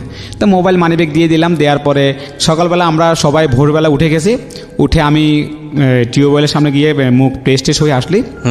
আসার পর সময় আমাকে কী করছে, ওর হাতেই মোবাইল আর মানি ব্যাগ, বলছে আপনি মোবাইল মানি ব্যাগ বুঝে নিন, দেখেন সব কিছু ঠিক আছে কিনা। ওকে। হ্যাঁ বলছে যে ঠিক অবশ্যই থাকবে, কেন থাকবে না, এখানে তো আর সমস্যা নাই। তখন আমি আমার মোবাইল মানি ব্যাগ নিলাম। নেওয়ার পরে আমি বলতেছি কি আপনিও কি আমাদের সাথে যাবেন? হ্যাঁ বলতেছে তো আমার দিদি যাওয়ার জন্য, আমার বাবুও বলতেছে যাওয়ার জন্য। আচ্ছা ঠিক আছে, যারা তো ভালো হয়, অনেক মজা হবে। তখন আমরা ওইখান থেকে বিয়ের এই যে বর যাত্রীকে আমরা কনেকে আমরা নিয়ে হাইসে উঠলাম। তো ওই সামনের সিটে ছিল আমার তালতো ভাইয়ের বউ, মাঝখানে আরও মহিলা ছিল, পুরুষ ছিল, দাদাটা ছিল, আর সবচেয়ে পিছিয়ে ছিলাম আমি, আমার শুভ তালতো আর ভিডিও ম্যানটা। ওকে। মাঝখানে ছিল আমার বরাবর ছিল। তো মাথায় যখন আমি ক্লিপটা খুলে দিচ্ছি, দুষ্টামি করতেছি, তারপরে চিমটি দিচ্ছি, ঠিক আছে, তখন খুব ও তাকায় রেন, তো ঠিক হচ্ছে না, ভালো হচ্ছে না। তো একটা পেট্রোল পাম্পে আসে। পেট্রোল পাম্পে আসার পরে আমার তালতো ভাইটা কী করছে, সবার জন্য চিপস নিছে। চিপস নেওয়ার পরে সবাইকে একটা দিছে, আমাকে একটা দিছে। তা আমি খুলি নাই, আমরা এখনও খাই নাই। তো কী করছে, চিপস প্যাকেট খুলে আমাকে বলছে খান। আমি বলছি আমাকে একটা দিছে, নেন না আপনি আমার থেকে একটা। তো ওর কাছ থেকে একটা নিলাম। তখন আমি আমারটা খুলে নিলাম, খুলে নিয়ে আমার থেকে আমি ওকে দিলাম।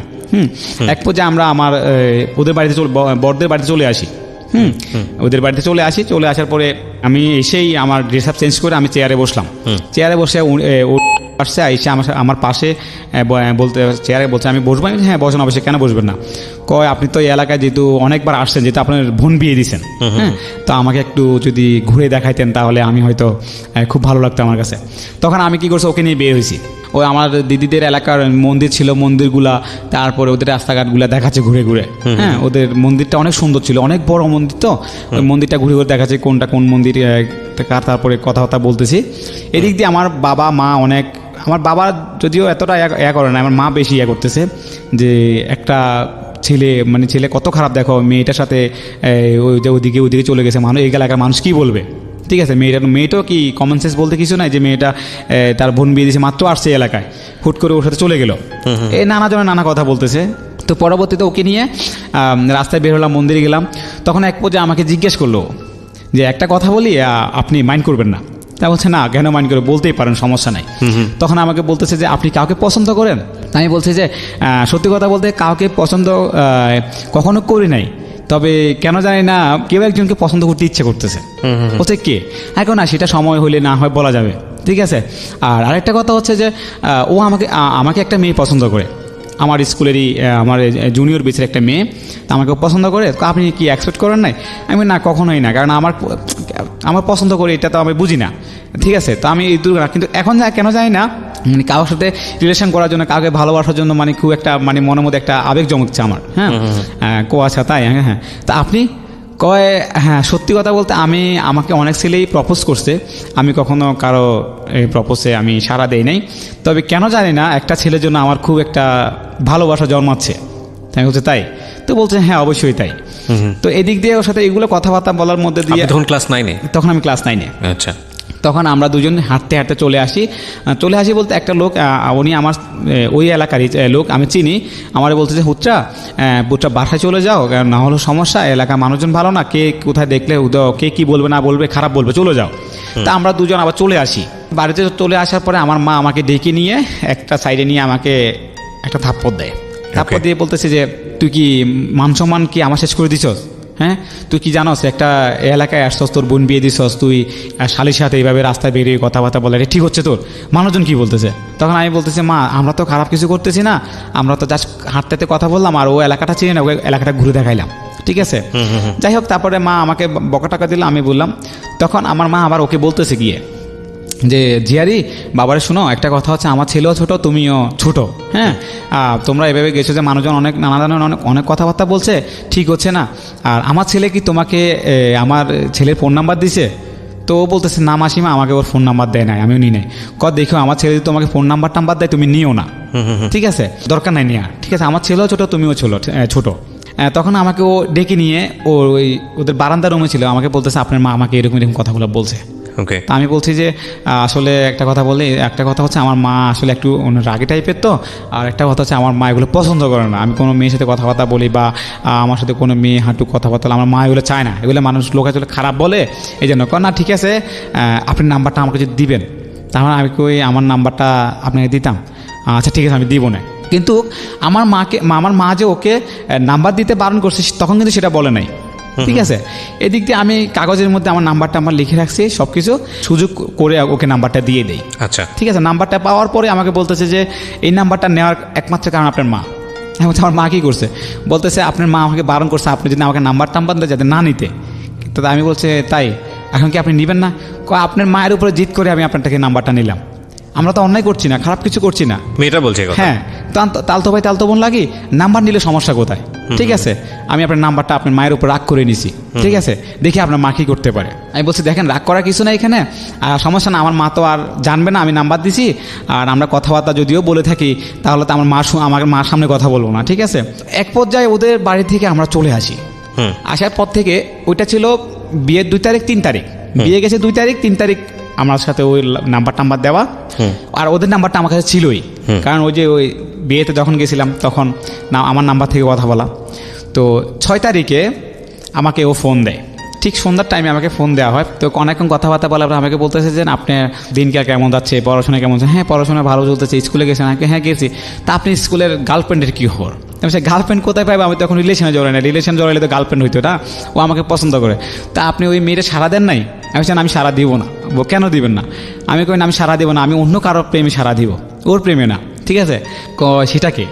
আমি কই সেটার সময় হোক না, সময় হলে সব কিছু জানতে পারবেন। আমি কই আপনার ব্যাপারটা আমি কিন্তু এখন ক্লিয়ার করার নাই, আপনি কোনো একটা ছেলেকে আপনি পছন্দ করেন। তো বলতেছে যে আমি যদি বলি তাহলে কি আপনি বিশ্বাস করবেন? আমি বলতে হ্যাঁ কেন বিশ্বাস করবো না, না বিশ্বাস করার কি আছে? হ্যাঁ বলবো, তবে একটা সত্য আছে, আমি বলার সাথে সাথেই আপনি ফোনটা কেটে দিবেন, ঠিক আছে? আমি বলছি যে কেন ফোন কাটবো কেন? না ফোনটা কেটে দিবেন, আমি কথা বলবো, আপনি সাথে সাথে ফোনটা কেটে দিবেন, এরপরে আমি আবার ফোন দিয়ে কথা বলবো। তোমার কাছে ওকে ফাইন। আমি বলতেছে যে আই লাভ ইউ, আমি তোমাকে ভালোবাসি। আচ্ছা ওকে বলে দেওয়ার সাথে সাথে আমি কাটছি না, তো আমি কাটছি না দেখে ওই কেটে দিছে, ঠিক আছে? আমি কাটছি না দেখে কেটে দিছে। কেটে দিয়ে কিছুক্ষণ পরে আবার ফোন দেয়, মেবি 10 মিনিট 15 মিনিট পরে আমাকে ফোন দেয়। আমাকে বলছে কি অবাক হলেন? আমি কেন? আমাকে খারাপ ভাবতেছেন? কেন খারাপ ভাববো? আমি তো সেটার অপেক্ষায় আছি। আপনার রিপ্লাই খুব ইনস্ট্যান্ট ছিল যে হ্যাঁ আপনিও তাকে পছন্দ করেন। হ্যাঁ, আমি তো সেই কথাটা শোনার জন্য অপেক্ষায় আছি। আমি জানতাম আপনি কথাটা বলবেন, আপনি যদি না বলতেন আমি আসলে এতটা এক্সাইটেড হয়ে যাচ্ছে যে আমি বলেই ফেলবো। এবারে আমাকে বলতেছে সো তুমিও কি সত্যি? আমি কি হ্যাঁ সত্যি। সত্যি তো? হ্যাঁ কি সত্যি। তো বলতেছে তাহলে এখন থেকে আর আপনি না, আমরা তুমি করে কথাবার্তা বলবো, ঠিক আছে? কীরকম জানি একটা ফিল হলো, আমার কাছে এতটা ভালো একটা ফিল হয়েছে যে একটা মেয়ের সাথে কথা বলতে কত যা তখন আমার কাছে ভালো লাগছিল, বলে বুঝতে পারে না। তখন থেকে ভালোবাসাটার একটা উৎপত্তি হয়ে গেল। এই তখন থেকে আমাদের মধ্যে রাতের পর রাত দিনের পর দিন লং টাইম কথা হতো। তখন কল রেটটা অনেক বেশি ছিল। তখন অনেক টাকা পয়সা তো কোথা থেকে পাবো, তখন মায়ের থেকে নিতাম, মা তো দিত না, মায়ের থেকে বলে বলে নিতাম, মা খরচের জন্য দিলে দেখা যায় ওইখান থেকে কিছু টাকা মেরে দিতাম, আবার মায়ের থেকে চুরি করে নিতাম। আমার মা কোথায় কোথায় টাকা রাখতো তখন চুরি করে নিয়ে ফেলতাম টাকাটা, কারণ আমি কথা বলতে তো টাকা লাগবে আমার। বাবা কি তখন দেশে না দেশের বাইরে চলে গেছে? আমার বাবা তখন দেশে ছিল। তখন দেশেই ছিল? হ্যাঁ, দেশে ছিল। তার মধ্যে দিয়ে আমার ওর সাথে আমি কথা বলতেছি, মানে কোথায়, তখন আড়ালে কথা বলতাম। দেখা যায় আমাদের খালের পাড় ছিল, খালের পাড়ে চলে যেতাম, আমাদের সম্পর্কটা খুবই জড়াচ্ছে। ঠিক আছে, এদিক দিয়ে আমি স্কুলে যখন যাতায়াত করতেছি, আমি আমার ফ্রেন্ডদেরকে অনেক, বিশেষ করে আমার একটা ফ্রেন্ড ছিল অনেক, আমার ফ্রেন্ডদেরকে আমি বলতাম যে এরকম বিয়েতে গেছি, আমার একটা মেয়েকে পছন্দ হয়েছে, এখন তার সাথে আমার রিলেশন আমি জড়াই ফেলছি, আমি ওর সাথে রিলেশন করছি, আমি ওকে ভালোবাসি। তো বলতেছে, আমার বন্ধুরা জিজ্ঞেস করতে, কে এটা, ছবি টবি আছে কিনা? আমি আপাতত এখন তো ছবি টবি নাই, আর আমার মোবাইল তো ক্যামেরা মোবাইল না যে ছবি তুলে রাখবো, তবে ছবি দিয়ে যাবে। এদিক দিয়ে আমার একটা এই ফ্রেন্ড অনেক ছিল, অনেকের গার্লফ্রেন্ড ছিল শারমিন। ঠিক আছে, অনেক শারমিনকে বললো এরকম বলে দিস, ওই জন্য অপেক্ষা না করে সুদেব কিন্তু অন্য কারো প্রেমে পড়ে গেছে। পুরো স্কুলে বাজে বলতে সুদেব কারো প্রেমে পড়ছে। শারমিন ওকে, আমার ক্লাসমেট, অনেকের গার্লফ্রেন্ড, আমরা এক ক্লাসমেট।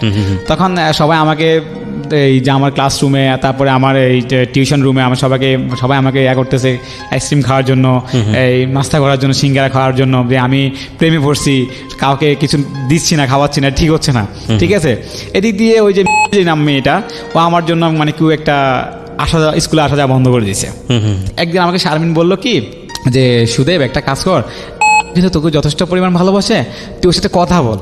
ঠিক আছে, তাই আমি বললাম যে তখন আমার কিন্তু আর মানে মনের ভিতরে কিন্তু আর ভয় করছে না, মেয়েদের সাথে কথা বলা বা চলাফেরা করা আমার কিন্তু তখন আর ভয় করছে না। ঠিক আছে, তখন আমি একদিন কি করছি, আমি ওই যে আমাদের ওয়াশরুমের সামনে দাঁড়া রয়েছি, ও আসবে, শারমিন ওকে নিয়ে আসবে। তখন আমি বললাম যে আসলে আমি যতটুকু শুনছি তুমি আমাকে পছন্দ করো, আর তোমার ভাই কিন্তু আমার সিনিয়র। ঠিক আছে, তোমার সাথে আমি রিলেশন করতে গেলে তোমার ভাই হয়তো তোমাকে মারধর করবে, বা আমাকে হয়তো বকাঠকা দিবে, আমার দাদাকে কাছে যদি বিচার দেয় আমাকে মারধর করবে। ঠিক আছে, আর একদিকে আমার মায়ের কাছে যদি বিচার দেয়, এগুলো আমার মা যদি শোনা আমাকে বকা দিবে। আর তুমি তো ভালো করে জানো, স্কুলের প্রত্যেকটা টিচার ম্যাডামরা আমাকে নাতি বলে ডাকে, ওই যে দাদার দিক থেকে নাতি বলে ডাকে। আর আমি এখানে ভালোভাবে আছি, আমাকে সবাই ভালোভাবে চিনে। ওকে বোঝানোর পরে বলতেছে যে আমাকে অনেক কথাবার্তাই বললো। ঠিক আছে, সমস্যা নাই, আপনি যদি অন্য কাউকে ভালোবেসে সুখে থাকতে পারেন তবে থাকতে পারেন, তবে আমি আপনাকে ভালোবেসে যাব। এটা কি মানে মেয়েটা আগে বলেছিল আপনাকে যে কোনো কারণে সে আপনাকে লাভ করে বা এরকম কোনো কিছু, নাকি এই ধরনের ঘটনার পর ডিরেক্টলি বললো যে ভালোবেসে যাব? আমাকে আমার কথাগুলো বলার পরে। আচ্ছা, ওকে, ঠিক আছে। শারমিনকে যখন নিয়ে আসছে, ঠিক আছে, আমি আপনাকে ভালোবাসি, আমি কিন্তু আপনার সরাসরি কখনো বলি নাই।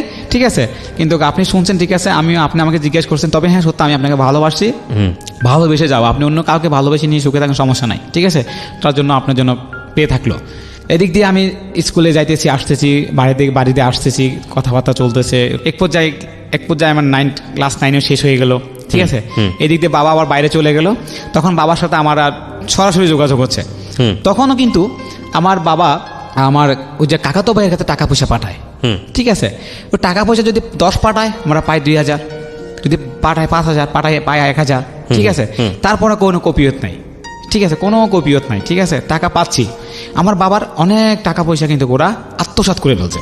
ঠিক আছে, এদিক দিয়ে আমার মেজো কাকা একবারে চলে আসছে। ঠিক আছে, আমার মেজো কাকা চলে আসছে। তারপরে বাবা চলে যায়, বাবার সাথে তখন যোগাযোগ হচ্ছে। বাবা তখন আমাকে খরচের জন্য মান্থলি 5000 টাকা দিত। 5000 টাকা আপনাকে এই ক্লাস 9-এ থাকতে শুধু আমার হাত খরচের জন্য মান্থলি প্রতি মাসে আমার জন্য 5000 টাকা দিত। ওই টাকাটা আমি কারো কাছ থেকে নিয়ে আসতাম। যেমন আমাকে বলতো নারায়ণ কাকা থেকে নিয়ে আস, আমাকে বলতো তোর মাসা দাদা থেকে নেয়। বাবা আমার জন্য টাকাটা পাড়া দিত। ঠিক আছে, কখনো মাকে বলতো, কখনো মাকে বলতো না। আচ্ছা, ঠিক আছে, কারণ মা বকা দিবে, কারণ মাই আমাকে চায় না যে আমার বাবা আমাকে টাকা পয়সা দিয়ে আমি উশৃঙ্খল হয়ে যাই। ঠিক আছে, তো বাবার সাপোর্ট পাইতাম অনেক বেশি। বললাম না, যখন যেটা চাইছি সেটাই পাইছি। ঠিক আছে, তখন পান্তি আমার জন্য 5000 টাকা পাঠাইতো, বাবার টাকা পয়সা পেয়ে তো তখন আমি উন্মাদ হয়ে গেছি। টাকা পয়সা খরচ করতেছি, এইদিকে বন্ধু বান্ধব নিয়ে ঘোরাফেরা করতেছি, আড্ডা দিচ্ছি, জমি আড্ডা দিচ্ছি। আর যেদিন মা বাড়িতে থাকতো না তখন তো আরো খুশি। তখন আমি রাত দোকানে আড্ডা দিতাম, ঘোরাফেরা করতাম। ঠিক আছে, এদিক দিয়ে ক্লাস 9-ও শেষ হয়ে গেল। আমি যখন ক্লাস 10-এ উঠলাম, ঠিক আছে, পরীক্ষার সময় আসলো। এদিক দিয়ে ক্রমে সে এক ধাপ থেকে আরেক ধাপে উঠছে, পড়াশোনা করছে। আর আমি আমার ওই যে তালতো ভাইয়ের সাথে, ওনার নামটা ছিল ওই তালতো ভাইয়ের সাথে আমি সবসময় যোগাযোগ করতাম, কবে যাইবেন আপনি, আপনার শ্বশুরবাড়িতে কবে যাইবেন, আমিও তো যাবো। মানে ওকে দেখার জন্য? হ্যাঁ, ওকে দেখার জন্য। আর ওকে দেখার জন্য, আর ইতিমধ্যে আমি ওনাকে বলেও দিছি তা আপনার শালিকে কিন্তু আমি পছন্দ করি, আপনার শালি আমাকে পছন্দ করে। ও আচ্ছা আচ্ছা, ওকে, ঠিক আছে। তো উনি কিন্তু রাজি ছিল, উনি কিন্তু যথেষ্ট রাজি ছিল। ঠিক আছে, উনি বলতে ভালো কথা, আমার শালিকে বিয়ে করি, সমস্যা কোথায়? ঠিক আছে, আর সমস্যা কোথায়, আমরা নিজেরাই তো। আর ও তো দেখতোই যে আমি তো এক বাবার এক ছেলে, আর ওর শালি কিন্তু আমার কাছে বিয়ে দেয়, তা ভালো। উনি কিন্তু যথেষ্ট হেল্প করতো আমাকে। উনি নিজে থেকে মাঝে মাঝে আমাকে ফোন করে বলতো যে সুদেব, আমি তো কালকে যাব বা পরশু যাবো, অমুকদিন যাবো, তুমি সাথে যাবি? আমি তো অনেক খুশি হয়ে যেতাম। তখন মাকে বুঝাই মা, দাদাই ফোন করছে, ওই তালতো ভাই ফোন করছে ওনার সাথে যাওয়ার জন্য এক জায়গায়। কোন জায়গায় সেটা বলতাম না, যাওয়ার জন্য বলতাম। প্রিয় শ্রোতা, আমরা এই পর্যায়ে ছোট্ট একটা বিরতি নেব। আপনারা শুনছেন secrets with me RJ Kibria, Dhaka FM 90.4 A. Secrets. Something beyond entertainment.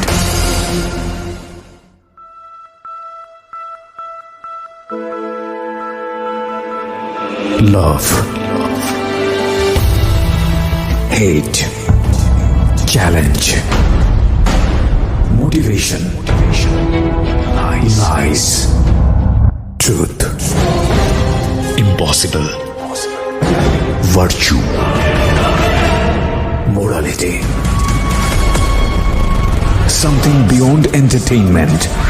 Welcome to my stage of reality. Stay tuned. Sunday and Wednesday with me RJ Kibriya, only on Dhaka FM 90.4.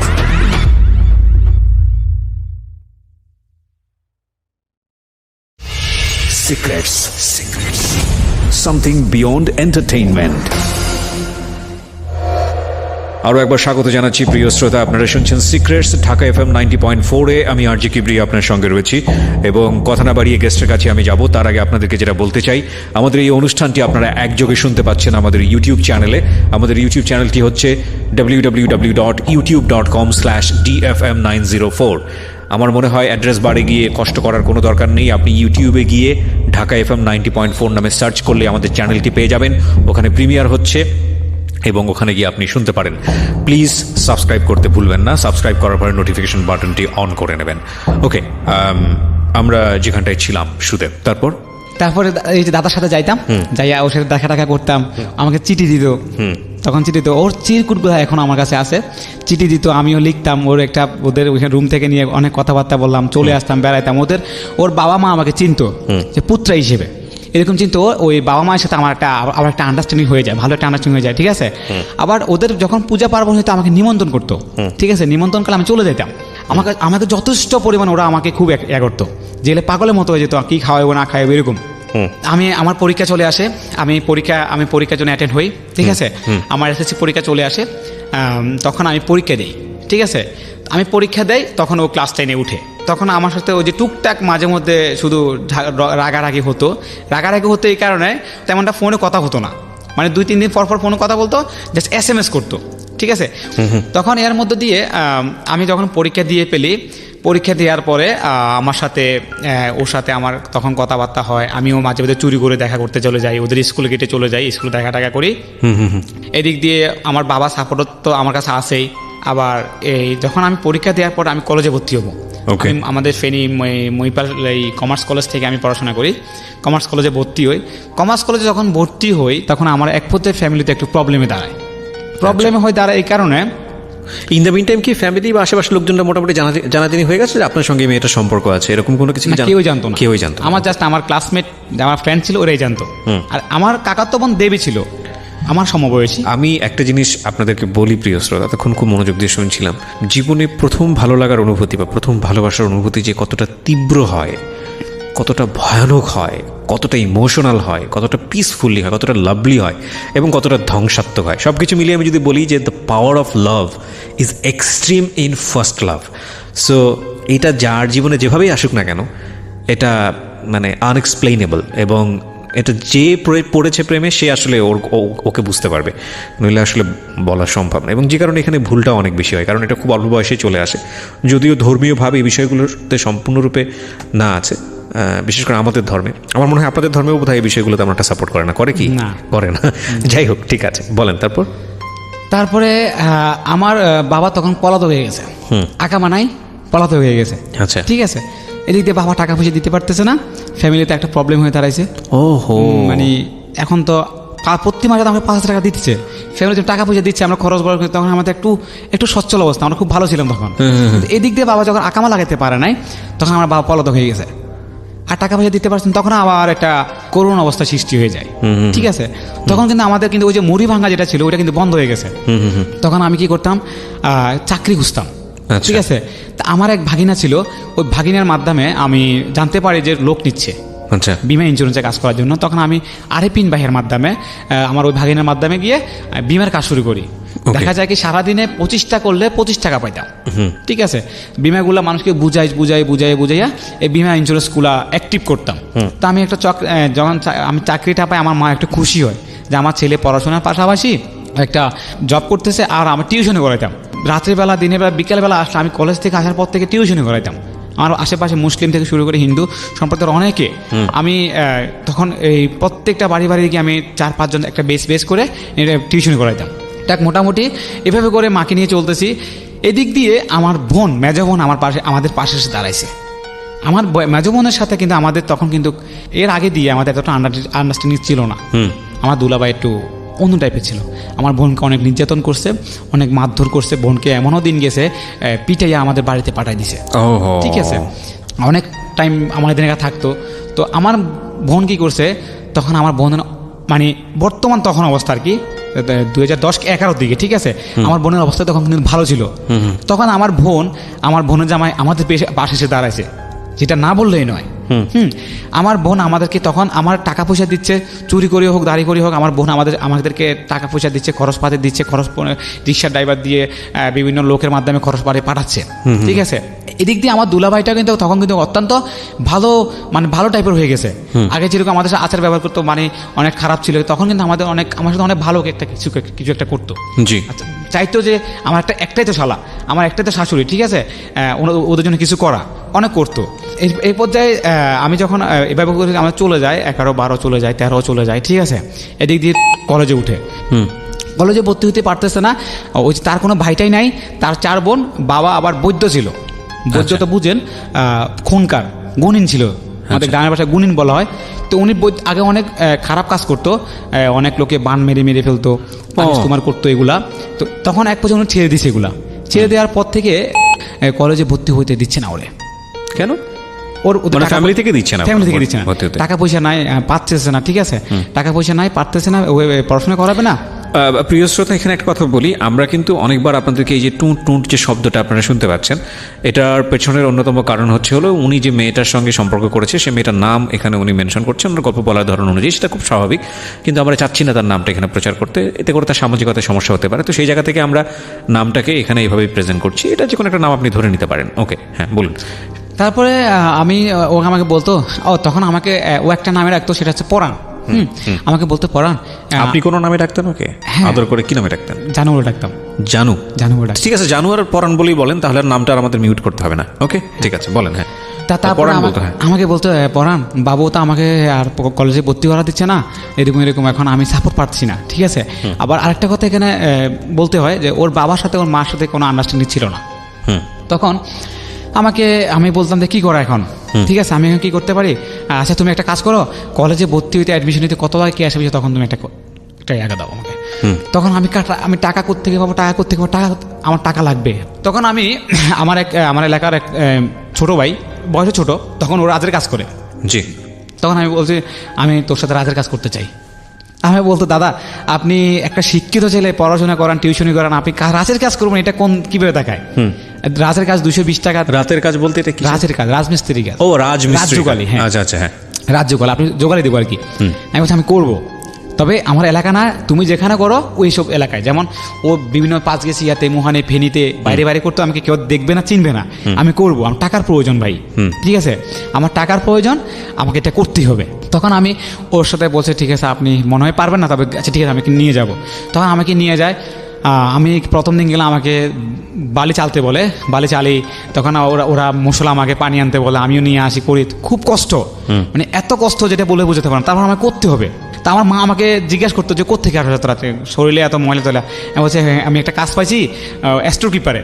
আচ্ছা। আমাদের আনসার ক্যাম্পের সামনে একটা বিল্ডিং কনস্ট্রাকশনের কাজ চলতেছে, ওখানে একটা স্টোর কিপারে ওখানে মালটাল আমাকে দায়িত্বে দেখাশোনা করি আমি ওগুলা। ঠিক আছে, আমার টাকা লাগবে, 4,000 টাকা জোগাড় করতে পারলে আমি হ্যাপি। তখন আমি ওই কাজ করে 4,000 টাকা জমাই, এদিক দিয়ে টিউশন থেকে টাকার পয়সা নিয়েছি, 4,000 টাকা জমাইছি, জমায় আমি বাড়িহাট চলে যাই। ঠিক আছে, বাড়িহাট ওকে ফোন দিয়েছে, ও তো আসছে, এসে আমি ওকে টাকা দিয়ে বলছি তুমি ভর্তি হয়ে যাও। আর ওই টাকাটা কোত্থেকে আসছে যদি তোমার বাবা মা তোমাকে জিজ্ঞেস করে, ঠিক আছে, তুমি কিছু একটা বলে ম্যানেজ করো। আর ওই দিক দিয়ে ওর বড় বোন আর কি দিদি, উনি আমাকে সব সময় সাপোর্ট করে যাইতো। আমার বোনকে কখনো কষ্ট দিও না, আমার বোনকে যতটুকু পারো ওকে ভালোবেসেও, ঠিক আছে, ও তোমাকে অনেক ভালোবাসে, ওর তোমার জন্য পাগল। ঠিক আছে, মানে আপনার গার্লফ্রেন্ডের বড় বোন? বড় বোন। ওকে। তো তখন উনি ওনার মাধ্যম দিয়ে আমার গার্লফ্রেন্ডে আমার পড়ান আমার বাবা মাকে বলছে যে এইরকম আমি ভর্তি হবো, আমাকে আমার কোন ক্লাসে ভর্তি হবে? ও ইন্টারে ভর্তি হবে। আপনি তখন কিসে পড়ছেন? কমার্স কলেজে? হ্যাঁ, আমি কমার্স কলেজে ইন্টার। আমি তার মানে আপনাদের 9 থেকে শুরু হয়েছে, তখন প্রেমের বয়স কত বছর চলছে? মোটামুটি ভালোই তো পরিপক্ক বয়স, 4-5 বছর হয়ে গেছে। 14 সাল। 14 সাল। শুরু করেছেন কত সালে? 9, মানে 5 বছর হয়েছে। এই 5 বছরের ফ্যামিলির কেউ জানে না, মানে আপনার ফ্যামিলির কেউ জানে না? আমার ফ্যামিলি কেউ জানে না, শুধু আমার আমার মেজো বোন জানে। আচ্ছা, মেজো বোন জানে, মানে প্রিয়াঙ্কা জানে না? প্রিয়াঙ্কা জানে না। ওকে, ফাইন, ঠিক আছে, বলেন তারপর। ওদের ফ্যামিলির ও জানে, শুধু ওর বাবা মা ছাড়া। এই 5 বছর সম্পর্কটা কি শুধুই সম্পর্ক ছিল নাকি অন্য কোনো দিকে টান নিয়েছে? আমি মনে হয় আপনাকে বোঝাতে পেরেছি আমি কোন প্রশ্ন। তখন পর্যন্ত আমাদের কোনো ধরনের অন্যদিকে কোনো অনৈতিক কোনো বিষয় সেগুলো ছিল না? অনৈতিক কোনো কিছু হয় নাই। ওকে। তারপরে যখন ও কলেজে যখন ওকে ভর্তি করাই, ঠিক আছে, ও কলেজে ভর্তি হলো, কলেজে ওঠার পর থেকে ও পড়াশোনা করতেছে, ওকে আমি সম্পূর্ণ সাপোর্ট আমি দিচ্ছি। ওর ফ্যামিলিতে কিন্তু পাচ্ছে না, কিন্তু ওর ফ্যামিলি জানে কি ওর বড় বোন ওকে দিচ্ছে। ঠিক আছে, ওর বড় বোন ওকে হেল্প করতে যাচ্ছে। ঠিক আছে, কিন্তু নামটা ছিল বড় বোনের, সাপোর্টটা ছিলাম আমি। এদিক দিয়ে 2014 সাল আমি তখন আমাকে ও বলতো যে আমি তো কলেজে পড়াশোনা করতেছি, আমার বাবা আমাকে পড়াশোনা করতে দিচ্ছে না, আমি এখন কি করব, বিয়ের জন্য চাপ দিচ্ছে আমাকে। আর তোমাকে তো এখন বিয়ের জন্য আমি কি বলবো, তোমার পক্ষে কি আমাকে এখন বিয়ে করা সম্ভব? তাই বলতেছি দেখো আমার তো এখন চাকরি নাই বাকরি নাই, আমি তোমাকে এখন বিয়ে করে তো কোনো প্রশ্নই আসে না। তখন বলতেছে যে না, এখন আমি কি করব, এখন পড়াশোনা তো অফ করে দিতে হবে, আর বাবার মতেই বিয়ে করতে হবে। ঠিক আছে, তুমি কিছু একটা করো। ঠিক আছে, তো তখন আমরা কী করছি, এক এলাকার আমার এক ছোটো ভাই ছিল, ওর মাধ্যমে আমি জানতে পারি কোর্ট ম্যারেজ করতে হবে। জি। কোর্ট ম্যারেজ করতে হবে, কত টাকা লাগবে? 12,000 টাকা লাগবে। তা আমি এই 12,000 টাকা কোত্থেকে নেব? তখন আমি কি করছি, আমার মায়ের কানেরগুলা ছিল, আমি চুরি করে এখান থেকে নিয়ে ফেলি। ঠিক আছে, এগুলো নিয়ে বিক্রি করে ফেলি 26,000 টাকা। আচ্ছা, ঠিক আছে, 26,000 টাকা বিক্রি করে আমি অনেক হ্যাপি। তখন আমি কি করছি, 2014 সালের মে মাসের 29 তারিখে ওকে আমি ফেনীতে নিয়ে আসি, আমার পরাণকে ফেনীতে নিয়ে আসি আমরা আমাদের মতে আমরা একটা কোর্ট ম্যারেজ করে ফেলি। কাগজপত্র ডিল করে ফেলি আমাদের ওই উকিলের মাধ্যমে, সব কিছু উনি করে দিছে, স্বাক্ষরটা আমি দিছি, আমার গার্লফ্রেন্ডও দিছে। এর মধ্যে দিয়ে ও যখন কলেজে উঠার পর আমরা কন্টিনিউ দেখা করতাম। দেখা যায় 2-3 দিন পর দেখা করতাম, আজকে ওই পার্কে, কালকে ওই পার্কে, কালকে ওই জায়গায়, পরশু ওই জায়গায়। এর মধ্যে দিয়ে আমি ওকে একটা অফার দিই। ঠিক আছে, ওকে একটা অফার দিই যে তুমি এখন থেকে তুমি আমার বউ। ঠিক আছে, তোমার প্রতি আমার একটা অধিকার আছে। ঠিক আছে, আমি চাইতেছি কিছু। ঠিক আছে, তো বলতেছে যে হ্যাঁ আমি জানি তুমি আমার হাজব্যান্ড, আমি তোমাকে হাজব্যান্ড বলে ডাকি, যেহেতু জানি। কোর্ট ম্যারেজটাকে আপনাদের রিলিজিয়নে কি এটা কি মানে রিলিজিয়াসটিক ওয়েতে আপনাদের বিয়ে মনে করা হয়? মানে ধর্মীয়ভাবে এটা বিয়ে কিনা আপনাদের জায়গা থেকে? হ্যাঁ, বর্তমানে এটা বিয়ে ধরে মনে হয়, কিন্তু আমাদের হিসেবে কোর্ট ম্যারেজটা বিশ্বাস করে না। মানে বিয়েটা বিশ্বাস করে না? আমাদের বিশ্বাস করে ওই যে পুরোহিতরে বসিয়ে মন্ত্র পড়াবে, ওটা তো হয়েছিল, ওটা তো হয় নাই। আচ্ছা, তো ঠিক আছে, আপনি কোর্ট ম্যারেজের জায়গায় কেন গেলেন? আপনি বলে গেছেন গল্পটা, আমি ইন্টারাপ্ট করিনি, কিন্তু কোর্ট ম্যারেজের জায়গায় যাওয়ার কি প্রয়োজন ছিল? হ্যাঁ, ওই যে ওকে বিয়ের জন্য চাপ দিচ্ছে। আচ্ছা, তো আপনি আপনার ফ্যামিলিকে বলতে পারতেন যে আমি ওকে বিয়ে করবো? আমার ফ্যামিলি তখন বলা সম্ভব না। কেন সম্ভব? তখন আমার চাকরি নাই, ছোট। মানে আপনি ধরে নিয়েছেন যে আপনার ফ্যামিলি রাজি হবে না। সো যে কোনো কারণেই হোক না কেন বিয়ে করে রাখি, এরপরে যদি চাপাচাপি করে আমরা তখন ফ্ল্যাশ করে দিব, পালিয়ে যাবো। আমরা প্ল্যানিং করছি পালিয়ে যাবো। আচ্ছা, যদি আমাদের ফ্যামিলিগত দুই ফ্যামিলি মানি না, আমাদের কোর্ট ম্যারেজ যখন করি, হ্যাঁ আমাদের একটা প্লাস পয়েন্ট ছিল এরকম যে আমরা যদি কোর্ট ম্যারেজটা করে ফেলি, যদি বিয়ের জন্য বিশেষ করে চাপ দেয়, ঠিক আছে, হ্যাঁ, তখন আমরা ফুট আপ করবো যে আমরা কোর্ট ম্যারেজ করে ফেলছি, আমরা বিয়ে করছি। ঠিক আছে, আমরা দুজনকে ভালোবাসি, আমরা দুজনকে চাই। আর যদি মেনে না নেয়, তাহলে আমরা কোথাও পালিয়ে যাবো, কিন্তু আমাদের একটা বৈধতা থাকবে। এর মধ্য দিয়ে তখন আমি ওকে অফার দিই। আচ্ছা, অফার দেয় যেটা আমি তোমাকে বিয়ে করছি, আমার তোমার প্রতি একটা অধিকার আছে। ঠিক আছে, তো আমার বলছে হ্যাঁ অধিকার অবশ্যই আছে, কেন অধিকার থাকবে না? তবে অধিকার যদি তুমি খাটাইতে চাও, একটা সত্য আছে, আমাকে তুমি আগে প্রথমে তুমি ওই দিন উকিলের মাধ্যমে কোর্ট ম্যারেজ করছো, কাগজপত্র সই করছো, ঠিক আছে, সম্পূর্ণ ওকে।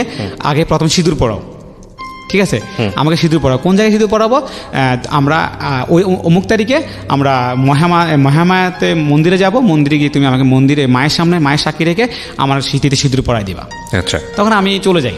আমরা মহামায়া মন্দিরে গিয়ে প্রতিমা সাক্ষী রেখে ওর স্মৃতিতে সিঁদুর পরাই দিই।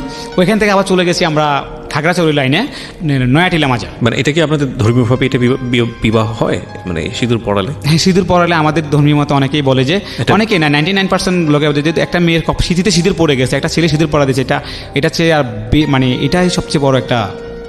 আচ্ছা, তো আপনাদের জায়গা থেকে এটা কাস্টমস, এটা কি একটা মানে সামাজিক প্রথা আপনাদের জায়গা থেকে, নাকি ধর্মীয়ভাবে এটা সাপোর্টিভ? ধর্মীয়ভাবে এটা সাপোর্ট করে। আচ্ছা, একটা মেয়ে স্মৃতিতে কিন্তু সিঁদুর পরাটা অনেক টাফ। আচ্ছা, এটা কি মানে ধরেন কোনো একটা লোক যদি, মানে আমি জাস্ট আমার কিউরিওসিটি জায়গা থেকে আমি জিজ্ঞেস করছি, মানে জানার জন্য, আপনাদের ধর্মের কোনো একটা লোক যদি জোর করে কোনো একটা মেয়ের মাথায় সিঁদুর পরিয়ে দেয়, সেক্ষেত্রে কি সেও বিবাহিত হয়ে গেল? না, সেটা বিবাহিত হলো না। যদি মেয়েটা যদি রাজি থাকে, আর রাজি না থাকে তো নাই। আচ্ছা, আমি তো জোর করে কাউকে সিঁদুর পরাইতে পারবো না। ওকে, ঠিক আছে, আমার থাকতে হবে। তখন আচ্ছা, মেয়ের মাথায় সিঁদুর পরিয়ে দেয়, মেয়েরা কি কিছু পরিয়ে দেয় ছেলেদেরকে? মানে দেখা গেল যে ঠিক আছে, হ্যাঁ, কি পরে? রাখি পরাই দেয়। রাখি তো ভাই পরায়, মানে ভাই রাখি বন্ধন বলে একটা ব্যাপার। আমাদের ওয়াইফে একটা রাখি পরায় দেয়। রাখি পরায় দেয়, মানে আমি যেটা জানি যে রিলিজিয়নের জায়গা থেকে আপনাদের দুইটা বিষয় খুব ইম্পর্টেন্ট, হচ্ছে মঙ্গলসূত্র গলায় পরায়, আরেকটা হচ্ছে মেয়েদের, আরেকটা হচ্ছে হলো সিঁদুর। তো ছেলেদেরও নিশ্চয়ই এরকম কোনো কিছু আছে জানার মতে? কোনটা? আমার মানে মেয়েরা কিছু পড়ায় কিনা, এটার জন্য বলছিলাম। তো সেক্ষেত্রে আলটিমেটলি মঙ্গলসূত্র তো একটা মেয়ে সারা জীবন বয়ে বেড়ায়, সারা জীবন রাখে, এবং সিঁদুরও অনেকেই মেনটেন করে, অনেকেই করে, অনেকে করেও না, আমি দেখেছি অনেকে করে না। তো ছেলেরাও কি এরকম সারা জীবন কোনো কিছু মেনটেন করে? হিন্দু ধর্মাবলম্বী যারা আছে না করে না। আচ্ছা, প্রিয় শ্রোতা, আমরা এখানটায় ছোট্ট আরেকটা বিরতি নেব। আপনারা শুনছেন সিক্রেটসের 56তম পর্ব আজকে প্রচার করা হচ্ছে ঢাকা FM 90.4-এ। আমি আরজে কিবরিয়া আপনার সঙ্গে রয়েছি। ছোট্ট একটা বিরতি নেবার আগে আপনাদেরকে আরও একবার বলছি, আজকের গেস্টকে দেখার জন্য আপনি চলে আসতে পারেন আমাদের ফেসবুক পেজে www.facebook.com/iloveDhakaFM। এটি হচ্ছে আমাদের ঢাকা FM এর ফেসবুক পেজ।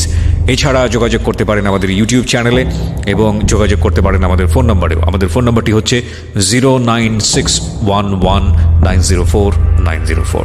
ছোট্ট একটা break. Secrets. Something beyond entertainment.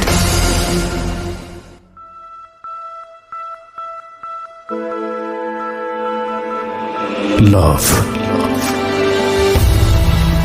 hate, challenge, motivation, lies, truth, impossible, virtue, morality. Something beyond entertainment. Welcome to my stage of reality. Stay tuned. Sunday and Wednesday with me, RJ Kibriya, only on Dhaka FM 90.4.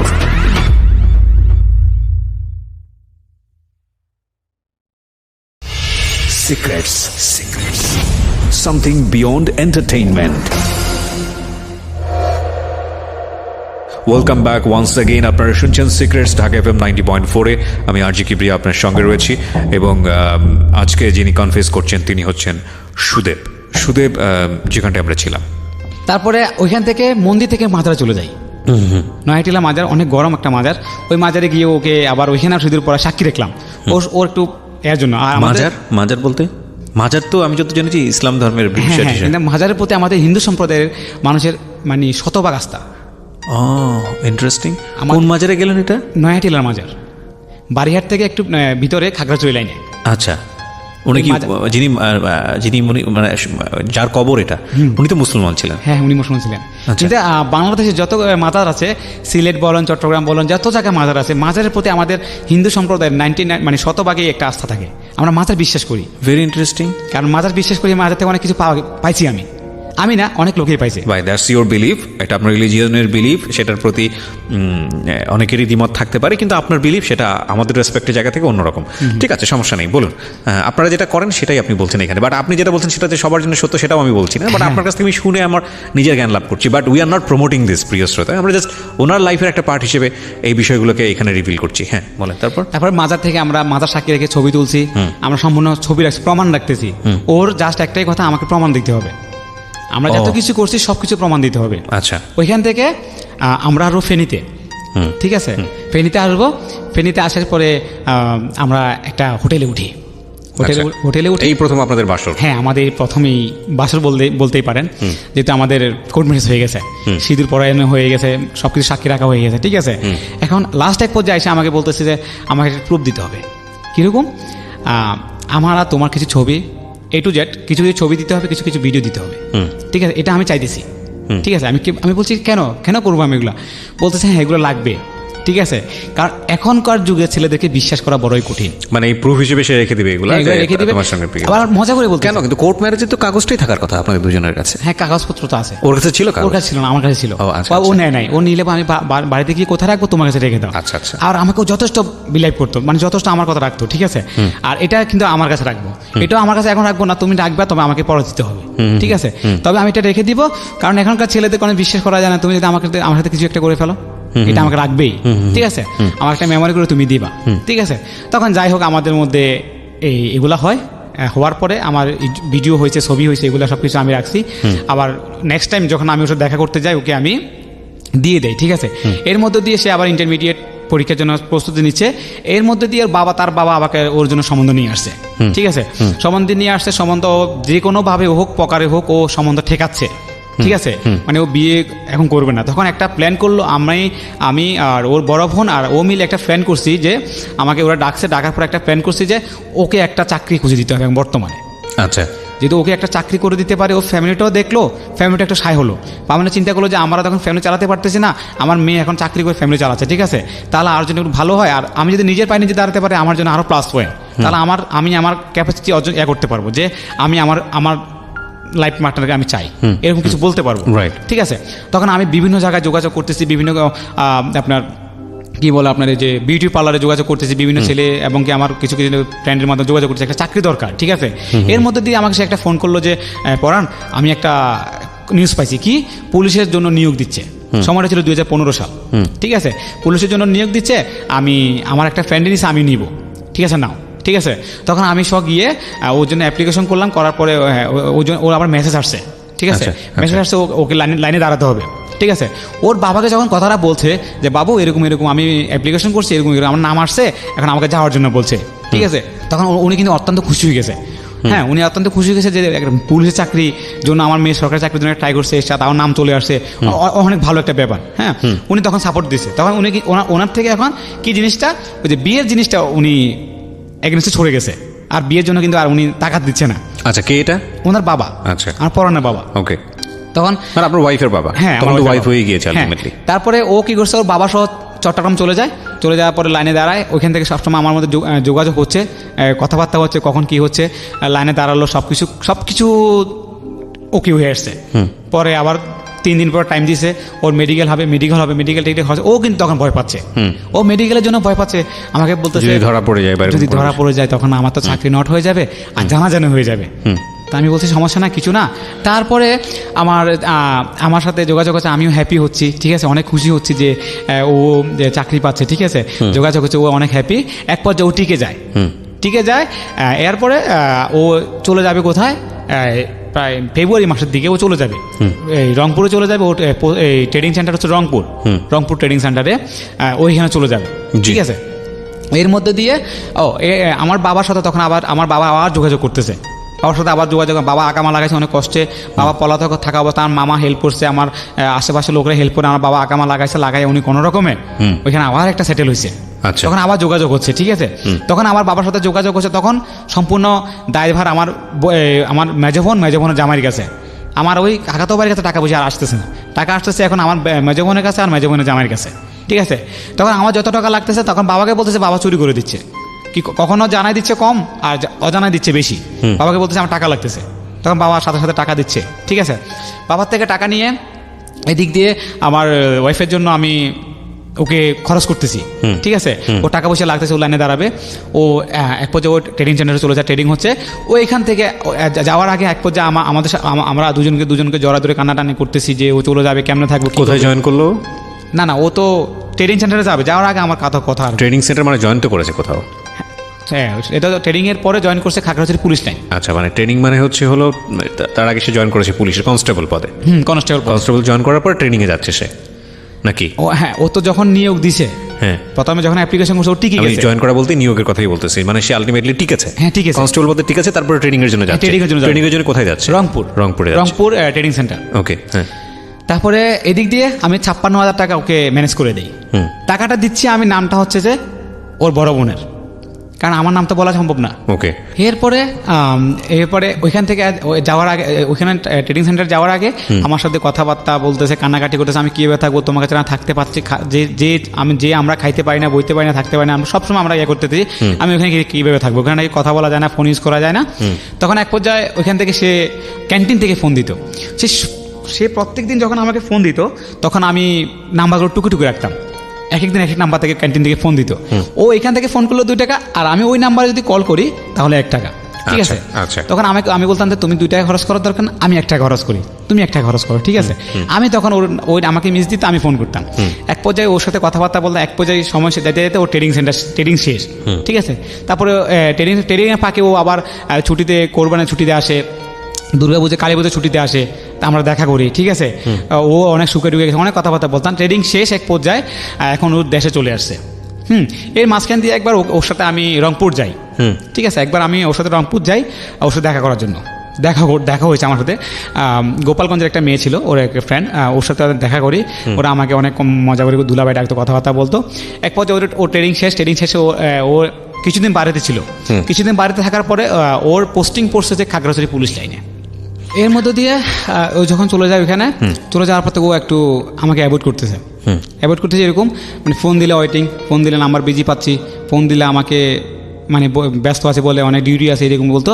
তখন আমি একবার মানে একদিন 2 দিন 3 দিন এভাবে করে আমি তো, আপনার মনে কি তখন সন্দেহ তৈরি হচ্ছিল? এদিক দিয়ে যখন জয়েন করে চাকরিতে, তখন ওর কিছু 4-5 জন মেয়ে ছিল, ওর সাথে আমার সাথে জয়েন হয়ে যায়। আমি ওইখানে যাই, ওর সাথে পরিচয়, ওর সাথে কথাবার্তা বলে, ওদের সাথে নাম্বার নেওয়া, এফবিতে কথাবার্তা বলা, ওর সাথে চ্যাট করা, কথাবার্তা বলা। একটা মেয়ে ও আমাকে হেল্প করছে। ও আমাকে বলছে যে ও আপনাকে ভালোবাসে না, ও এখন নতুন করে রিলেশন জড়াইছে। ওই সময়টাতে একটা মেয়ে আপনাকে ইনফরমেশন দেয়। তা আমার নামটা আপনি বলবেন না। আচ্ছা। আমি হেল্প করলাম, ভাই আপনি আমার ভাইয়ের মতো। ঠিক আছে? এই যে আপনার কষ্টটা আমি বুঝি, এই জন্য বললাম, তবে আপনি আপনাদের জায়গা থেকে সরে যান। তখন আমি বিশ্বাস করতে পারতেছি না, আমার রূপ মানে আমার ফরান আমার সাথে করতে পারে না, যে মেয়েটা আমাকে ছাড়া খাইতে পারে না, বইতে পারে না, তা আমাকে এটা করতে পারে না। ঠিক আছে? তখন আমি কি করছি, প্রিমারির মাধ্যমে আমার ওই যে ওর কলেজটা বের করে ফেলি। দেখি যে একটা নাম্বারে সে কন্টিনিউ কথা বলতো। দেখি তখন আমি ওর সাথে দেখা করবো বলে আমি চলে যাই, ওই জায়গায় চলে যাই। যাওয়ার পরে ওর সাথে দেখা করে আমি ওকে জিজ্ঞেস করলাম যে এরকম এগুলা কি। তাই ও আমাকে বলছে আমি কথা বলতে পারি, এই আমার ফ্রেন্ড থাকতেই পারে, তাই বলে তুমি এটার সন্দেহ করতে পারো না, এটা সেটা অনেক কথাবার্তা বললো। তখন থেকে ওর সাথে এক পর্যায়ে আমার অনেকটা মানে কন্টিনিউ ঝগড়াঝাটি হয়ে যাচ্ছে। ঠিক আছে? এক পর্যায়ে দেখা করা নিয়ে ওর সাথে আমার একটা প্রবলেম হয়েছে। ও এক পর্যায়ে যখন যেদিন দেখা করার কথা, আমি ওই দিন দেখা করবো বলে আমাকে নিয়ে যাওয়ার পর ও আসে নাই। আমাকে বলতেছে আমি আবার ওর থ্রেট দিচ্ছি যে তুমি যদি আমার সাথে দেখা না করো আমি বাড়িতে চলে যাবো। তো বলছে ঠিক আছে, তুমি পারলে বাড়িতে আসো। তো আমি বলছি তুমি আমি দেখতে চাও বাড়িতে আসতে পারি? আমি আজকে বাড়িতে এতদিন কিন্তু কাউকে কিছু বলি না, আজকে সব ফুট আপ করে দেবো। তো আমাকে বলতেছে আমি কি আর আসবো, মানে একটা দিলাম। তো বলতেছে না পারলে আসো। তা আমিও কি করলাম, চলে গেলাম ও যেখানে থাকে সেখানে, ওর বাড়িতে। তখন বাড়িতে ছিল। বাড়িতে গিয়ে ওর বাবাকে মাকে ডেকে সব বলে ফেলাম। বলতে না বলতেই উনি আমাকে বলতেছে যে একটা গালি দিয়ে বলতেছে যে মানে এইরকম কিছু তুই আর তোর থেকে আশা করি না, এইভাবে আমাকে মারতেছে। আমাকে যখন মারতেছে বেদম মারতে, ও সামনে ছিল। ও তখন ছুটিতে ছিল নাকি? হ্যাঁ, ছুটিতে ছিল তখন। আচ্ছা। তো আমি বলছি আমাকে মারতেছেন এভাবে, একটা কাজ করেন, আমাকে মারার দরকার নেই। আপনার মেয়েকে জিজ্ঞেস করেন নাকি? মেয়েকে জিজ্ঞেস করেন, আর যদি মারতে একবারে মেরে ফেলে, আমার বাড়ি ঘরে কেউ জানেন আমি এখানে আসছি যে, ঠিক আছে আমি সত্যটা কতটা আপনি মেয়েকে জিজ্ঞেস করেন। তো আবার ওকে যখন জিজ্ঞেস করতেছে, বাবা আমি ওকে ফোন দিই না, ও আমাকে ফোন দিয়ে বিরক্ত করে, আমি ওর সাথে কোনো যোগাযোগ রাখি না, ও আমার সাথে যোগাযোগ করতে চায়। ঠিক আছে? তখন আর তো কোনো কথা নাই, উঠোনে একটা বালি দেওয়া ছিল, ওইখান থেকে কাঠ নিয়ে আমাকে মারছে, আমার ঘড়ি টড়ি সব খুলে গেছে, আমার হাত টাত রক্ত বের হচ্ছে। তখন ওর মা আসছে, আমাকে ধাক্কা দিয়ে বলতেছে তুমি চলে যাও এখান থেকে, তুমি বারবার কেন এগুলো করতেছো, তুমি চলে যাও, তুমি আমাদের পুত্র হিসেবে জানতাম, তোমাদের এত ভালো কিছু, আজকে তুমি এগুলো কি বলছো, এত বছর কিছু শুনি না, আসছে এগুলোকে, আমার মেয়ে চাকরি পাইছে, এগুলোটি অনেক কথা বলো। আমি আসার পথে অনেক দোকানে অনেক লোকটা ছিল, ওদেরকে দেখাইলাম যে এই অবস্থা দেখেন, আমাকে একদম মারধর করতেছে। এরপরে ও চলে যাওয়ার পরে একটা সঞ্জিত নামে ছেলে ছিল। কেন আপনার কাছে ডকুমেন্টস ছিল না? আপনি পেপারস নিয়ে যেতে বাবাকে দিতে পারতেন যে কোর্ট ম্যারেজ হয়েছে বা এরকম কোনো কিছু? সবকিছু তো বলছি না, বলছেন ঠিক আছে, কিন্তু ডকুমেন্টস তো লাগবে, প্রুফ তো লাগবে। বলতেছি। দেখাইছেন? হ্যাঁ বলতেছি সবকিছু। আমি বলছি যে আপনারা আমাকে মারতেছেন, তার আমি চলে যাচ্ছি, ঠিক আছে, আমি বাড়িতে যাব, আসবো, আমি আমার ডকুমেন্ট সবগুলো নিয়ে আসবো, আমার কাছে কাগজপত্র, আপনি মেয়ে সব কিছু আছে, আপনি ইয়ে করেন, সব কিছু নিয়ে যাবো। ওই এলাকার মেম্বার ছিল আলাউদ্দিন, ওনার সাথে যোগাযোগ তৎক্ষণাৎ আমার সাথে যোগাযোগ করি ওই নাম্বার নিয়ে। ওনার সাথে যোগাযোগ করার পরে ঠিক আছে আমাকে একটা সময় দিল, আপনি অমুক দিন আসেন, ঠিক আছে। অমুক দিন আসবো, আমি ওনার কাছে সব কিছু নিয়ে আসছি। নিয়ে আসার পরে কি করছে, ওই তখন ছুটি শেষ, চলে গেছে, ঠিক আছে।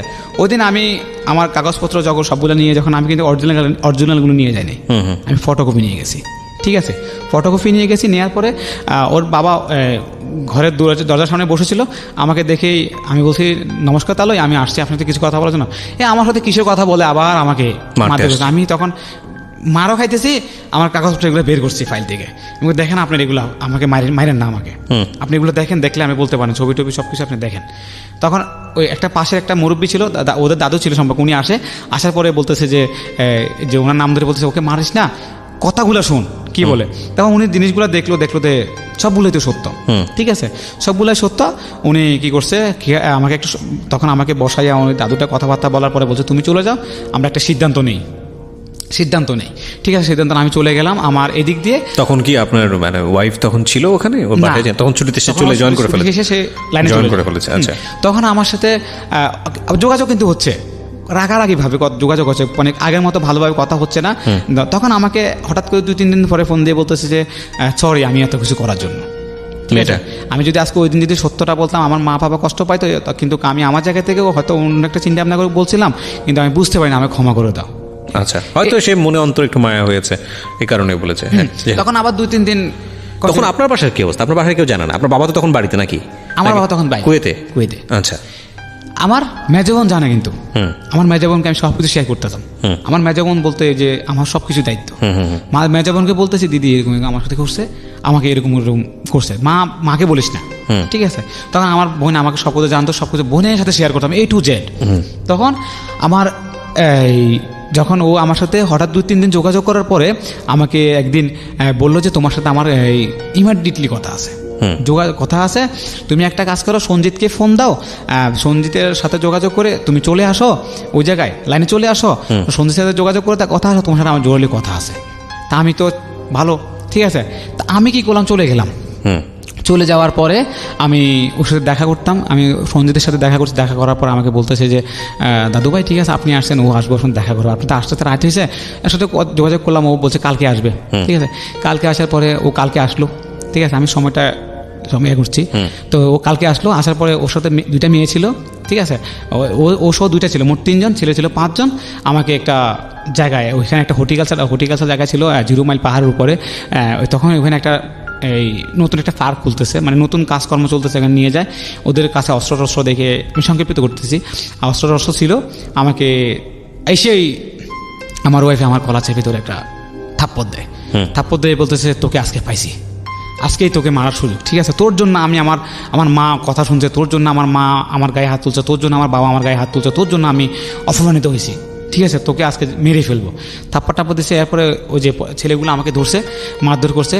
এখন আমি তো অবাক হয়ে গেলাম যে এগুলা কি, ঠিক আছে, আমাকে এই জন্য কি ডেকে নেওয়া হয়েছে? বলছে হ্যাঁ তোকে মারার জন্য নিয়ে হয়েছে, তোকে মেরে ফেলবো একেবারে, ঠিক আছে। তখন আমাকে অনেক কথাবার্তা বলার পরে বলতেছে যে যদি জানে বাঁচতে চাস, ঠিক আছে, যদি বাঁচতে চাস তাহলে একটা কাজ করবি, সেটা হচ্ছে যে আমার যত কাগজপত্র ডকুমেন্ট তোর কাছে আছে সবগুলো এখানে আমার কাছে আনতে পারলে তুই এখানে বাঁচবি, নাহলে তোকে মেরে ফেলবো, একেবারে মেরে ফেলবো, যেখানে তো বাঁচার আর কোনো সুযোগ নাই, ঠিক আছে। এদিক দিয়ে আমার ওয়াইফ চলে যাওয়ার মধ্যে দিয়ে আমাকে কি বললো, কি ওদেরকে বলে গেল যে ওকে যেভাবে বলছে এভাবে তোমরা কাজ করে ফেলো, যতক্ষণ পর্যন্ত আমার ডকুমেন্টগুলো না দিচ্ছে ততক্ষণ পর্যন্ত ওকে ছাড়া যাবে না, ডকুমেন্টগুলো দিবে ওকে ছেড়ে দিব, ঠিক আছে। আমি এখন ডকুমেন্টের জন্য কী করবো, আমার দিদিকে ফোন দেই, দিদি আমি একটা প্রবলেমে পড়ছি, এরকম কথাগুলো বলার পরে আমার দিদি বলতেছে এখন কী করতে পারি। বলছি আমার বাসায় যেতে হবে, বাসায় গিয়ে আমার ড্রয়ারের মধ্যে আমার একটা ফাইল আছে, ফাইলটা আসতে হবে, এরকম। আবার এদিক দিয়ে আমার ওয়াইফে বলে গেল যে ওর কিন্তু পিসিটা লাগবে, ওর পিসিতে আমার ছবি ভিডিও থাকতে পারে, পিসিটা লাগবে, পিসিটা আনতে হবে, ঠিক আছে। আমাকে কি করলো, আমি আমার বোনকে বললাম, বোন বললো যে তোর ভাগিনা তো নাই, ভাগিনা বিয়েতে চলেছে, কী করা যায়? তখন আমি আমার কাকাতো ভাইয়ের ভাগিনাকে ফোন দিই, শিপনকে ফোন দিই, শিপন একটা কাজ কর, আমি খুব বিপদে আছি, আমাকে তো বাঁচাতে পারো, ঠিক আছে? আমার ঘরে যা, আমার ঘরে গিয়ে আমার রুমের পিসিটা খুলে নিবি, পিসিটা খুলে নিয়ে আমার ডয়ের চাবিটা অমুক জায়গা আছে, অমুক জায়গায় নিয়ে ডয়েরটা খুলবি, একটা ফাইল আছে দেখবি, এই পরীক্ষা। আপনি কি ফাইলগুলো আনতে পারেন শেষ পর্যন্ত, বা পিসিগুলো কি এনে দিতে পারেন? হ্যাঁ, আমি সবগুলো নিয়ে ওখানে যাই, তারপর ভাগিনা নিয়ে যায়। নিয়ে যাওয়ার পরে আমাকে তো ওখানে মারধর করছে, ওরা মারধর করছে, অস্ত্র নিয়ে ঠেকাইছে, ওইখানে এক রাত রাখছে।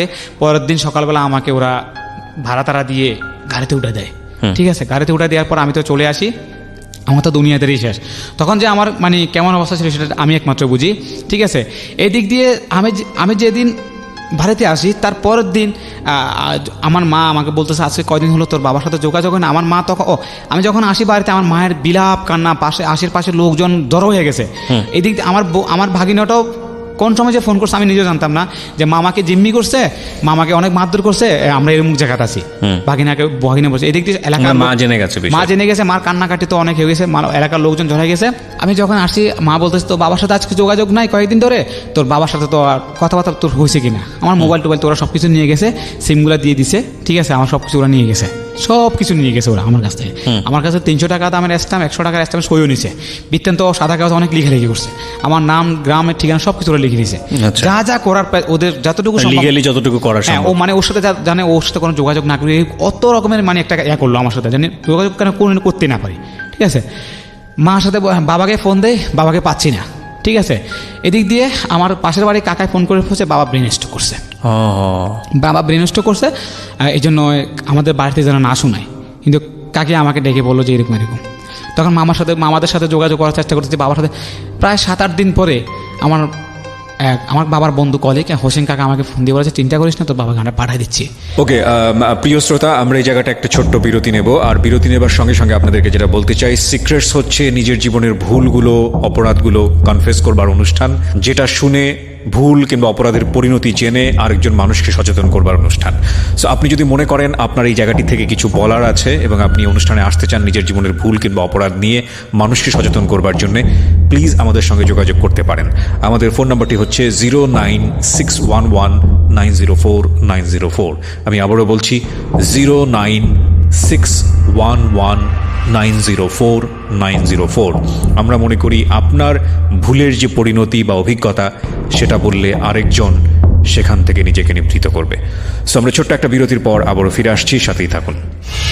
Secrets. Something beyond entertainment.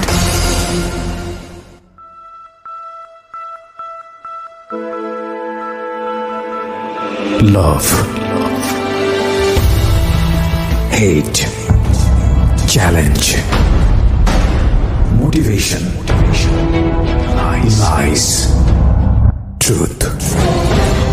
Impossible. Virtue. Morality. Something beyond entertainment. Welcome to my Stays of Reality. Stay tuned. Sunday and Wednesday with me, RJ Kibriya, only on Dhaka FM 90.4.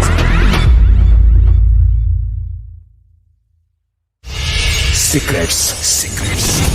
Something beyond entertainment. আরও একবার স্বাগত জানাচ্ছি প্রিয় শ্রোতা, আপনারা শুনছেন secrets Dhaka FM 90.4-এ। আমি RJ Kibria আপনার সঙ্গে রয়েছি এবং কথা না বাড়িয়ে গেস্টের কাছে আমি যাব, তার আগে আপনাদেরকে যেটা বলতে চাই, আমাদের এই অনুষ্ঠানটি আপনারা একযোগে শুনতে পাচ্ছেন আমাদের ইউটিউব চ্যানেলে। আমাদের ইউটিউব চ্যানেলটি হচ্ছে www.youtube.com/dfm904। আমার মনে হয় অ্যাড্রেস বারে গিয়ে কষ্ট করার কোনো দরকার নেই, আপনি ইউটিউবে গিয়ে ঢাকা FM 90.4 নামে সার্চ করলে আমাদের চ্যানেলটি পেয়ে যাবেন। ওখানে প্রিমিয়ার হচ্ছে এবং ওখানে গিয়ে আপনি শুনতে পারেন। প্লিজ সাবস্ক্রাইব করতে ভুলবেন না, সাবস্ক্রাইব করার পরে নোটিফিকেশন বাটনটি অন করে নেবেন। ওকে, আপনি আমাকে বলেন আপনার বয়স কত বলেছিলেন প্রথমে? 93-তে জন্ম আমার। আচ্ছা, তো আপনি এখন এই বয়সে দাঁড়িয়ে আপনি ভবিষ্যতে স্বপ্ন দেখেন কি কি একটা সুন্দর ভবিষ্যতের স্বপ্ন দেখেন? হ্যাঁ আমি দেখি। কি কি কি স্বপ্ন দেখেন? আমি একটা সুন্দর স্বপ্ন দেখি যে আমার একটা ভালো চাকরি করব। আচ্ছা, এক ঠিক আছে, চাকরি করার পরে ফ্যামিলিকে নিয়ে চলবো। আচ্ছা, আমার বাবা মার একটা স্বপ্ন আমি এখন একটা বিয়ে করি। তার মানে একটা মানুষ, আপনি এখনো বেঁচে আছেন, প্রথম কথা হচ্ছে এটা। একটা মানুষের স্বপ্ন মরে গেলে মানুষটা মরে যায়। হ্যাঁ, আমি এটা মনে করি। আপনার ভেতরে যেহেতু স্বপ্ন আছে যে আপনার একটা সুন্দর চাকরি হবে, আপনি কিছু পয়সা করে রোজগার করবেন, তারপর বাবা মাকে নিয়ে আপনি একটা সংসার করবেন। আমি আরেকটা কথা বলতে চাই ভাইয়া, Sure. সেটা হচ্ছে যে আমি মেবি কিছুদিন আগে, কয়েক মাস আগে আমি সুইসাইড করতে গেছি। আমি অলরেডি সব কিছু রেডি, ঠিক আছে। আমি 10টা ঘুমের ট্যাবলেট খাবার রেডি, ঠিক আছে। আমার পাকার সাথে দড়ি বাঁধাও রেডি। আমি মরে যাব, ভাজার ইচ্ছা নেই। তার কারণটা হচ্ছে আমার ওয়াইফের ঘটনাগুলো শুনে আরেকটা মেয়ে আমার জীবনে আসছিল, সে আমাকে ভালো ভালো স্বপ্ন দেখাইছে। তারপরে সেও আপনার সাথে ঝামেলা করেছে। হ্যাঁ, Right. আমি একটা কথা বলি আপনাকে, আপনি এবার মোটা দাগে একটু শুনেন, তাহলে আপনি বাড়িতে যাবেন, যাওয়ার পরে আপনি যদি এই জিনিসগুলো করতে পারেন, with the name of almighty Allah, যদিও আপনার ধর্ম আলাদা, আমার ধর্ম আলাদা, কিন্তু সৃষ্টিকর্তা তো একজনই, তাই না? এবং সেই সৃষ্টিকর্তার জায়গা থেকে আমি আপনাকে একটা কথা বলতে পারি, সেটা হচ্ছে যে if you believe then it will come. হ্যাঁ, আপনার জীবনের সবচেয়ে গুরুত্বপূর্ণ ব্যক্তি এখন কে? সবচেয়ে গুরুত্বপূর্ণ ব্যক্তি, চোখ বন্ধ করলেই যাকে আপনি দেখতে পান যে মোস্ট ইম্পর্টেন্ট, সে কে? আমার মা। মা, তারপরে বাবা। আচ্ছা, এই দুজন মানুষকে একবারের জন্য এই প্রশ্নটা করে দেখেন জীবনে। আচ্ছা মা, তুমি যে সারাটা জীবন যে বাবা তোমার কাছ থেকে এত দূরে দূরে থাকলো, তুমি যে আমাদেরকে নিয়ে এত এত কষ্ট করছো, কেন করছো? আস্ক হার এই কোশ্চেন। মা বলে, আচ্ছা কি বলছে? একমাত্র আমার জন্য। হ্যাঁ, একমাত্র আপনার জন্য। আচ্ছা, আপনার বাবাকে কখনো এই প্রশ্নটা করছেন? বাবা, তুমি এই যে বিদেশে গেলা, জেল খাটলা, পালায় বেড়ালা, এত বড় একটা ঘটনা ঘটলো, মরেও যেতে পারতো ওখানে, কেন এত কষ্ট করছো? বাবাকে কখনো এই প্রশ্নটা করছেন? হ্যাঁ, কি বলছে বাবা? একই প্রশ্ন, একই আছে। আমার একটা সন্তানের জন্য আমি জীবন দিতে পারি। এক্স্যাক্টলি। তো তাইলে এই সন্তানটা এখনো পৃথিবীতে আপনি বেঁচে আছেন, দুটো হাত দুটো পা নিয়ে আছেন, এবং আপনি খুব লাকি সন্তান, কারণ আপনার বাবা বেঁচে আছে, আপনার মা বেঁচে আছে। Still you have chance to prove yourself যে না, আমি আমার বাবা মার জন্য কিছু করতে পেরেছি এবং বাবা মার মুখে হাসি ফোটাতে পেরেছি। স্টিল সৃষ্টিকর্তা আপনাকে নিশ্চয়ই অনেক বেশি ভালোবাসেন, যে কারণে আপনার জীবনে এই সুযোগটা এখনও আছে।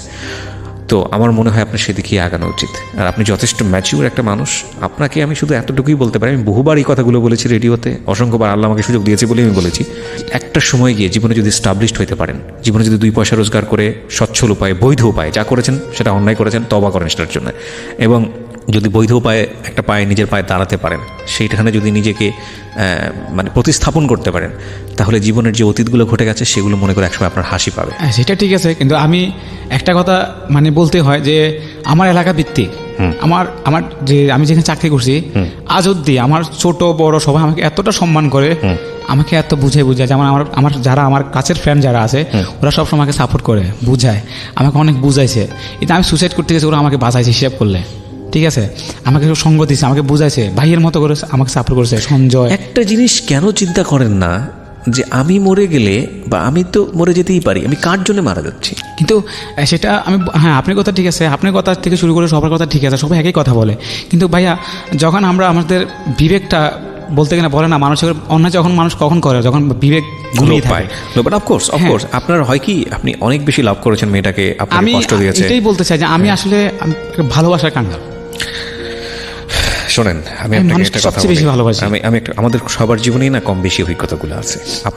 আপনি মাইক্রোফোনের ওই পাশে বসে আছেন, আপনার জীবনে যেমন আছে, আমার জীবনেও তেমন আছে, এবং যে রেডিও যারা শুনতেছে তাদের প্রত্যেকের জীবনে এই ভালোবাসা কেন্দ্রিক কিছু না কিছু ঘটনা আছে। হ্যাঁ, আমি আপনাকে শুধু একটা কথাই বলতে পারি, এই যে আপনাকে যেটা বললাম সেটা আপনি এখন বিশ্বাস করতে পারবেন না। আপনি জীবনে একটা পায়ে দাঁড়ান, নিজের পায়ে দাঁড়ান, আপনি আয় রোজগার করেন, আপনার পয়সা করি আসুক, এবং আপনি সত্যি সত্যি বাবা মাকে নিয়ে নিজের মতো করে থাকা শুরু করেন, এবং সত্যি সত্যি আপনার যদি নিয়ত ঠিক থাকে, আপনি খুব কষ্টের মধ্যে আছেন আমি জানি, আপনি যদি একটা সংসার করতে পারেন, আপনি বিলিভ করতে পারবেন না আপনার যে সময়টা গেছে সেটা নিয়ে আপনি হাসাহাসি করবেন যে আমি কত বড় ভুল না করেছি। তবে হ্যাঁ, ক্ষতি হয়ে গেছে। এই যে ক্ষতিগুলো বলি, সে সবচেয়ে বড় ক্ষতি যেটা হয়েছে সেটা হচ্ছে আপনার লেখাপড়াটা।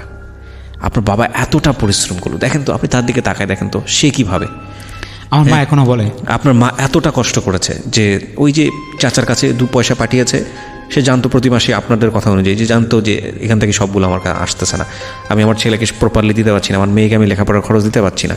এই যে বিষয়গুলো, এই যে স্যাক্রিফাইসগুলো না, ছোট ছোট স্যাক্রিফাইস, এগুলো কিন্তু পাহাড় সমান স্যাক্রিফাইস, মানুষের জীবনে পর্বত সমান স্যাক্রিফাইস। সবসময় বলতো যে আমি আমরা আমাদের জীবনে আমাদের কয়লা খনি থেকে কয়লা চুরি হলে আমরা দেখতে পাই, সেটা পত্রিকার নিউজ হয়। আমাদের কি বলে হলো কোটি কোটি টাকা চুরি হয়ে গেলে ব্যাংক থেকে আত্মসাৎ হলে আমরা সেটা সবাই জানতে পারি, কিন্তু একটা মানুষের জীবন থেকে এই স্যাক্রিফাইসগুলো, পুরো জীবনটা যখন চুরি হয়ে যায়, এটা কিন্তু কোথাও আসে না। হ্যাঁ, তো এগুলো আমাদের একটা পারিবারিক জায়গা থেকে আমাদের এগুলো মূল্যায়ন করা উচিত।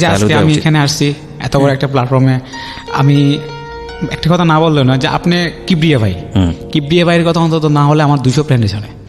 সেটা আলহামদুলিল্লাহ, আমি জানি আমাকে অনেক মানুষ হয়তো শোনেন বা পছন্দ করেন, না হলে অন্তত কতগুলো পেজে আপনাকে ন করছি, কতবার আপনাকে ন করছি। ঠিক আছে, আজকে আমার মাকে বলে আসছি, মা আমি ঢাকায় যাচ্ছি। মা বলছে কেন? আমি হচ্ছে আমার একটা বড় ভাই আছে কিবরিয়া ভাই, ওনার স্টুডিওতে আমার জীবন গল্প বলবো। মা প্রথমে বারণ করছে, বাবা রে দরকার কি, থাক না। ঠিক আছে, আমি বলতে চাই উনি ওনার জায়গাতে ঠিকই আছে, আমরা আমাদের অনুষ্ঠানের জায়গা থেকে ওনাকে রেসপেক্ট জানাই। আমি শুধু আপনাকে শেষ বেলায় এসে একটা অনুরোধ করব, যা গেছে গেছে। আপনার জীবনে যত বড় ভুল, যত বড় অন্যায়, আপনি কাউকে দোষ দিয়েন না। আপনি মনে করেন যে আপনি আপনার প্রতি অন্যায় করেছেন, একটা যেটা হচ্ছে যে নিজের প্রতি অন্যায় করেছেন সেটার জন্য হয়তো দুঃখ থাকবে, কিন্তু আমি বললাম যে সৃষ্টিকর্তা আপনাকে অনেক ভালোবাসে, যে কারণে আপনার জীবনে এখনও চান্স আছে যে আপনার বাবাকে খুশি করা, আপনার মাকে খুশি করা। আপনাকে আমি বললাম যে আপনার জীবনের সবচেয়ে প্রিয় মানুষটাকে আপনার মা, তারপর হচ্ছে আপনার বাবা। সো এই দুটো মানুষকে খুশি করেন, এই দুটো মানুষকে আপনি হ্যাপি করেন, এবং এই দুটো মানুষের যাতে আপনার প্রতি কোনো ক্ষোভ না থাকে, এই দুটো মানুষ পরাজিত না, তাদেরকে এই ফিলটা দেন যে তারা সারা জীবন যে কষ্টটা করছে সন্তানের জন্য, মানুষ করার জন্য। আপনি একটা জিনিস চিন্তা করে দেখেন, আমি জানি না আপনার বাবাটা ন্যায় করেছে না অন্যায় করেছে, সেটা বড় কথা না। 8টা না 9টা মেয়ে হওয়ার পরে তারপর সে চেষ্টা করছে একটা ছেলের জন্য। এখন এটাকে অন্যভাবে অনেকেই দেখতে পারে, কিন্তু আমি আমার জায়গা থেকে, আপনার জায়গা থেকে যদি দেখি, তাহলে আপনাকে এটা কীভাবে মূল্যায়ন করা উচিত। এবং তারপর আপনার বড় ভাই এসে মারা গেল, সেটা তো একটা ভয়ানক কষ্ট, তারপরে আপনি টিকে থাকলেন। এবং সেই ছেলের পরাজয়, বাবা এখন শয্যাশয়ী, মা হয়তো বয়স হয়ে গেছে, আমার মা বয়স হয়ে গেছে, তাহলে এই জীবনে এসে আপনি যদি এই এতটুকু যদি না দিতে পারেন একটা বৃদ্ধ এবং বৃদ্ধা দুজন মহিলাকে, মানুষকে, তাহলে এর চেয়ে তো পরাজয় আর কিছুই হতে পারে না। আপনার লাভটা এগুলো সাইড করে রাখেন, এগুলো জীবনে আসবে বানের স্রোতের মতো চলে যাবে। আমি আজকে এই অনুষ্ঠানে একটা কথা বলতে চাই, সেটা হচ্ছে যে আমার মা আমাকে অনেক নিয়ে কষ্ট, আমি আমার মাকে অনেক কষ্ট দিছি, যেটা বলাও হয় নাই। আমার মাকে অনেক কষ্ট দিয়েছি, ওর সাইড থেকে আমি আমার মাকে অনেক কষ্ট দিয়েছি, কিন্তু আমার মায়ের তো কষ্ট পাওয়ার পরেও আজও আমার জন্য সব কিছু মুখ বুঝে সহ্য করে। রাইট। এবং পৃথিবীতে সবচেয়ে শ্রেষ্ঠ উপহারটাই হচ্ছে মা। পৃথিবীতে একটা মানুষের সবচেয়ে শ্রেষ্ঠ উপহার হচ্ছে একটা মা। মা যাই কিছু করুক না কেন, মা এর বাইরের কোনো কিছু হতে পারে না। মা পাগল হলেও মা ভালো হলেও মা, মন্দ হলেও মা, বললাম না এখানে কোনো সে নাই, মা এবং বাবার জায়গায় কোনো সে নাই। তো আমি মনে করি যে আপনি অনেক লাকি, আপনার এখনও সুযোগ আছে আপনার নিজেকে প্রুফ করার। আপনি যে কান্নাটা করছেন সেই কান্নাটাকে আপনি শক্তিতে রূপান্তর করুন। আমাদের লাখ লাখ মানুষের পক্ষ থেকে আপনার জন্য দোয়া আছে, এবং আমি জানি যে আপনি চেষ্টা করলে সেটা পারবেন। আপনার যেহেতু বয়স আছে এবং আপনি অপেক্ষা করেন, ধৈর্য ধরেন। আমি আবারও বলি, with the name of almighty Allah, যে আপনার জন্য নিশ্চয়ই ভালো কিছু অপেক্ষা করছে। যদি আপনি ঈশ্বরে বিশ্বাস করেন, যদি আপনি সৃষ্টিকর্তাকে বিশ্বাস করেন, আপনার জন্য নিশ্চয়ই বেটার কিছু উইশ করছে। সো মেক দেম হ্যাপি, বাবা মাকে হ্যাপি করেন। আমি শুধু প্রিয় শ্রোতা, আজকের সিক্রেটটা একটু অন্য রকমের। ওর মার প্রতি যে ভুলগুলো করেছে, ওর বাবার প্রতি যে ভুলগুলো করেছে, সেগুলোকে আমি আরও ইন ডিটেলে নিয়ে আসতে পারতাম, আমি আনিনি সময়ের সংক্ষেপের কারণে। এই সামাজিক ভুলগুলো আমাদের সমাজে কিন্তু খুব বড় আকারের হয়। হয়তো ওর জীবনে এসে একটা সাইড, একটা জায়গা থেকে একটু অন্যরকম, কিন্তু এগুলো ভুল আরও ভয়ানক আকারে হয় এবং এত বড় আকারে হয় যে এই ধাক্কা পেয়ে বাবা মারা যায়, এই ধাক্কা পেয়ে মা মারা যায়, এবং জীবনে এমন ক্ষতির জায়গায় চলে আসে যেগুলোকে কোনোভাবেই রিপেয়ার করা যায় না। যেমন ওর জীবনের একটা ক্ষতির জায়গা হচ্ছে ওর লেখাপড়াটা। ও চাইলে হয়তো এখন রিপেয়ার করতে পারে, সেই সুযোগটা আছে, কারো কারো জীবনে সেই সুযোগটাও থাকে না। তো আমি শুধু একটা কথাই বলতে চাই যে ইমোশনাল প্রেমে অন্ধ হওয়া বা ভালোবেসে যাই করেন না কেন, এটাতে রেসপেক্ট রেখে একটা কথা বলতে চাই।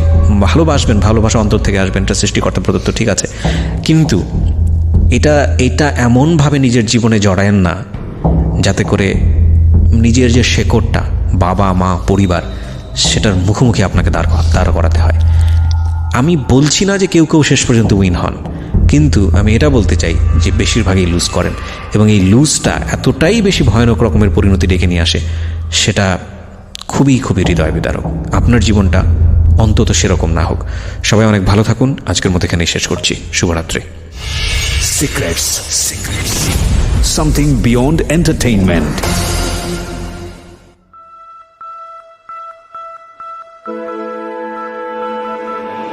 Love. Hate. Challenge. Motivation. Lies. Truth. Impossible. Virtue. Morality. Something beyond entertainment. Welcome to my stage of reality. Stay tuned. Sunday and Wednesday with me, RJ Kibriya, only on Dhaka FM 90.4.